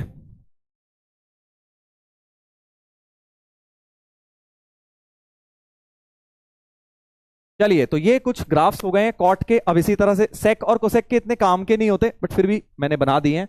जनरली सही बताऊं तो तुम्हें साइन कॉस टेन के काम आने हैं। कॉट के भी बहुत, कहीं 12th में जाके कभी आ गया तो आ गया, सेक कोसेक के तो कभी आएंगे ही नहीं। बट ये सब ग्राफ मैंने बना के दे दिए हैं। और लास्ट में ये ज्यादा इंपॉर्टेंट है जो आपको लर्न करना है, डोमेन रेंज का टेबल। डोमेन रेंज पीरियड का टेबल देखो, सारे मैंने एक्सप्लेन कर दिए हैं। साइन एक्स और कॉस एक्स की domain same, range same, period same, right, ये तो मैंने पहले ही बता दिया। tan x की डोमेन में all real other then 2n plus 1 pi by 2, और cot x की डोमेन में all real other then n पाई, है ना, ये बता दिया। बाकी रेंज दोनों की ऑल रियल, पीरियड दोनों का पाई, सब टेबुलर फॉर्म में लिख दिया मैंने। जो तुम्हें लर्न करना है, इस टेबल को लर्न करना है। उसके बाद बेटा sec x। अब देखो sec x की डोमेन तो सर आपने बताई नहीं, कॉमन सेंस लगाओ ना भाई। sec x कब डिफाइंड होगा, सोच के देखो, sec x कब डिफाइंड होगा। sec x को लिख दोगे 1 बाय cos x, राइट। तो जहां जहां cos x 0 होगा वहां वहां sec x को प्रॉब्लम होगी। और cos x 0 में तो tan x को भी दिक्कत होती है, क्योंकि tan x को तुम लिखते हो sin अपॉन cos, है ना। तो cos 0 जहां पर भी होता है, यानी इस वाली वैल्यू में सेम दिक्कतें sec को भी है। तो देखो sec की डोमेन भी सेम है, tan वाली ही डोमेन हो गई। Got it. तो इसीलिए sec x की domain is same as tan x की डोमेन, क्योंकि tan को भी cos x 0 में प्रॉब्लम है, sec को भी cos 0 में प्रॉब्लम है। सिमिलरली cot x को कहां दिक्कत है, जहां sin 0 होता है। cosec x को भी वहीं दिक्कत है जहां sin 0 होता है। इसलिए इन दोनों की डोमेन आपको सेम नजर आ रही है। इन दोनों की डोमेन सेम नजर आ रही है। Got it. रेंज इनकी ये होती है, पीरियड इनके 2 पाई होते हैं, जस्ट लाइक साइन कॉस। तो ये आप लर्न कर लीजिएगा टेबल। बाकी इतना अभी ग्राफिकली कर लिया, मोर देन इनफ है। जैसा कि मैंने तुम्हें बताया कि ग्राफ वगैरह जो है ज्यादा इसका यूज 12th में आएगा। अभी इसमें बस हल्का फुल्का तुम्हें मैंने बेसिक चीजें बता दी हैं, जितना अभी बताया उतना ही करना है, ज्यादा इसमें रिसर्च करने की जरूरत नहीं है। आपको अपने ट्रिग्नोमेट्रिक आइडेंटिटीज पर ही फोकस रखना है। अब ग्राफ में थोड़ा सा पार्ट रह गया, साइन वर्सेस कॉस का ग्राफ। देखो अभी हमने कंपेयर किसको किया है, साइन वर्सेस साइन ही कंपेयर की। कॉस वर्सेस, जैसे कॉस 1 डिग्री कॉस 2 डिग्री को कंपेयर किया, कॉस कॉस को कंपेयर किया, है ना, साइन साइन को कंपेयर किया। बट व्हाट इफ मैं तुमसे बोलूं साइन 1 डिग्री और कॉस 1 डिग्री को कंपेयर किसको करो, साइन वर्सेस कॉस एक्स को कंपेयर करो। तो वो पार्ट रह गया है, वो मैं आपको अगली क्लास में करवाऊंगा, ठीक है। तो sine x versus cos x के ग्राफ से हम शुरू करेंगे अगली क्लास, ठीक है। ये सारी चीजें कि भाई साइन 46 कॉस 46 में कौन बड़ा है, ये सब हम डिस्कस करेंगे। चलिए, तो अब होमवर्क में जैसा कि मैंने बताया कि भाई आज मैंने डीपीपी नहीं लगाई है, 6 डीपीपी हो गई हैं। आप लोगों का, मोस्टली लोगों का बैकलॉग होगा, मैं अज्यूम कर रहा हूं, क्योंकि पूरे हफ्ते में क्लास होती है। डीपीपी क्लास नोट्स बैकलॉग हो जाता है, सब कुछ नहीं होती एक साथ। तो आप डीपीपी लगाइएगा पहले चारों, एनसीईआरटी लगाइएगा जो मैंने होमवर्क दिया एनसीईआरटी का 3.123। उसके बाद अब आप मॉड्यूल स्टार्ट कर सकते हैं। प्रारंभ में जो फर्स्ट एक्सरसाइज है क्वेश्चन 1 से 44 आप कर सकते हैं। अगेन सारे नहीं होंगे, पेशेंस रखना, 50-60% हो रहे हैं, तुम ठीक जा रहे हो, बाकियों के सॉल्यूशंस देखना, ठीक है भाई। चलिए, तो आज की क्लास काफी कॉन्सेप्चुअल थी, थोड़ी बहुत दिक्कतें भी आई हमें कि भाई बीच में क्रैक हो रही थी आवाज, काफी लोगों को दिक्कत हो रही थी, बट अल्टीमेटली कोशिश बस बेटा ये थी कि आपका सफर ना हो पढ़ाई, ठीक है। कहीं क्रैक हो रही है इस वजह से पढ़ाई छोड़ दें, तो छोटी मोटी दिक्कतें कभी आए तो आपसे रिक्वेस्ट है बेटा, उसके बीच अपनी पढ़ाई को सफर मत होने दीजिए। कंटिन्यूएशन बढ़िया चीज होती है, ठीक है। तो आज भी अगर आपने कंटिन्यू किया, ऑल्दो दिक्कतें आ रही होंगी, इरिटेशन होती है, मैं समझता हूं जब आवाज सही से नहीं आ रही होती, बट एटलीस्ट आपने लेक्चर एंड किया, which is a good thing. आप, बहुत सारे बच्चे ऐसे होंगे बीच में भाग गए होंगे, दैट्स नॉट राइट, ठीक है ना। तो जिन जिन बच्चों ने पूरा किया, बहुत बढ़िया, बहुत बढ़िया। फोटो सर, फोटो दिखाऊंगा, इंस्टाग्राम पे डाल दूंगा, चलो ठीक है, क्रिकेट वाली। चलिए, तो आई होप मजा आया। इस वीक में अपना एक और वीक खत्म हो गया है आईआईटी जेईई की तैयारी का, 2 महीने अपने ऑलमोस्ट हो गए हैं, और धीरे धीरे अब तुम्हारा शेपअप होना शुरू हो गया है, कॉन्सेप्ट्स बनने शुरू हो गए हैं। इसी तरह से बस बेटा मेहनत करते रहो। अभी जब 2 महीने हुए हैं, इसी को 2 साल में कन्वर्ट करना है। जब 2 साल हो जाएंगे तो तुम डेफिनेटली बहुत ही डिफरेंट लेवल पर होगे, उससे आगे डेफिनेटली निकल गए होगे, ठीक है। बस मेहनत करते रहो कॉन्स्टेंटली, जो काम दिया जा रहा है वो करिए। और अगले हफ्ते अब हम ट्रिग्नोमेट्री यहां से कंप्लीट करेंगे इस चैप्टर को, बचे कुचे कॉन्सेप्ट्स, और फिर स्टार्ट करेंगे नया चैप्टर, वो भी इसी की कंटिन्यूएशन में है, ट्रिग्नोमेट्री 2, ट्रिग्नोमेट्रिक इक्वेशंस, ठीक है। चलिए, so thank you so much everyone, मिलते हैं हम लोग टेक केयर, गुड बाय।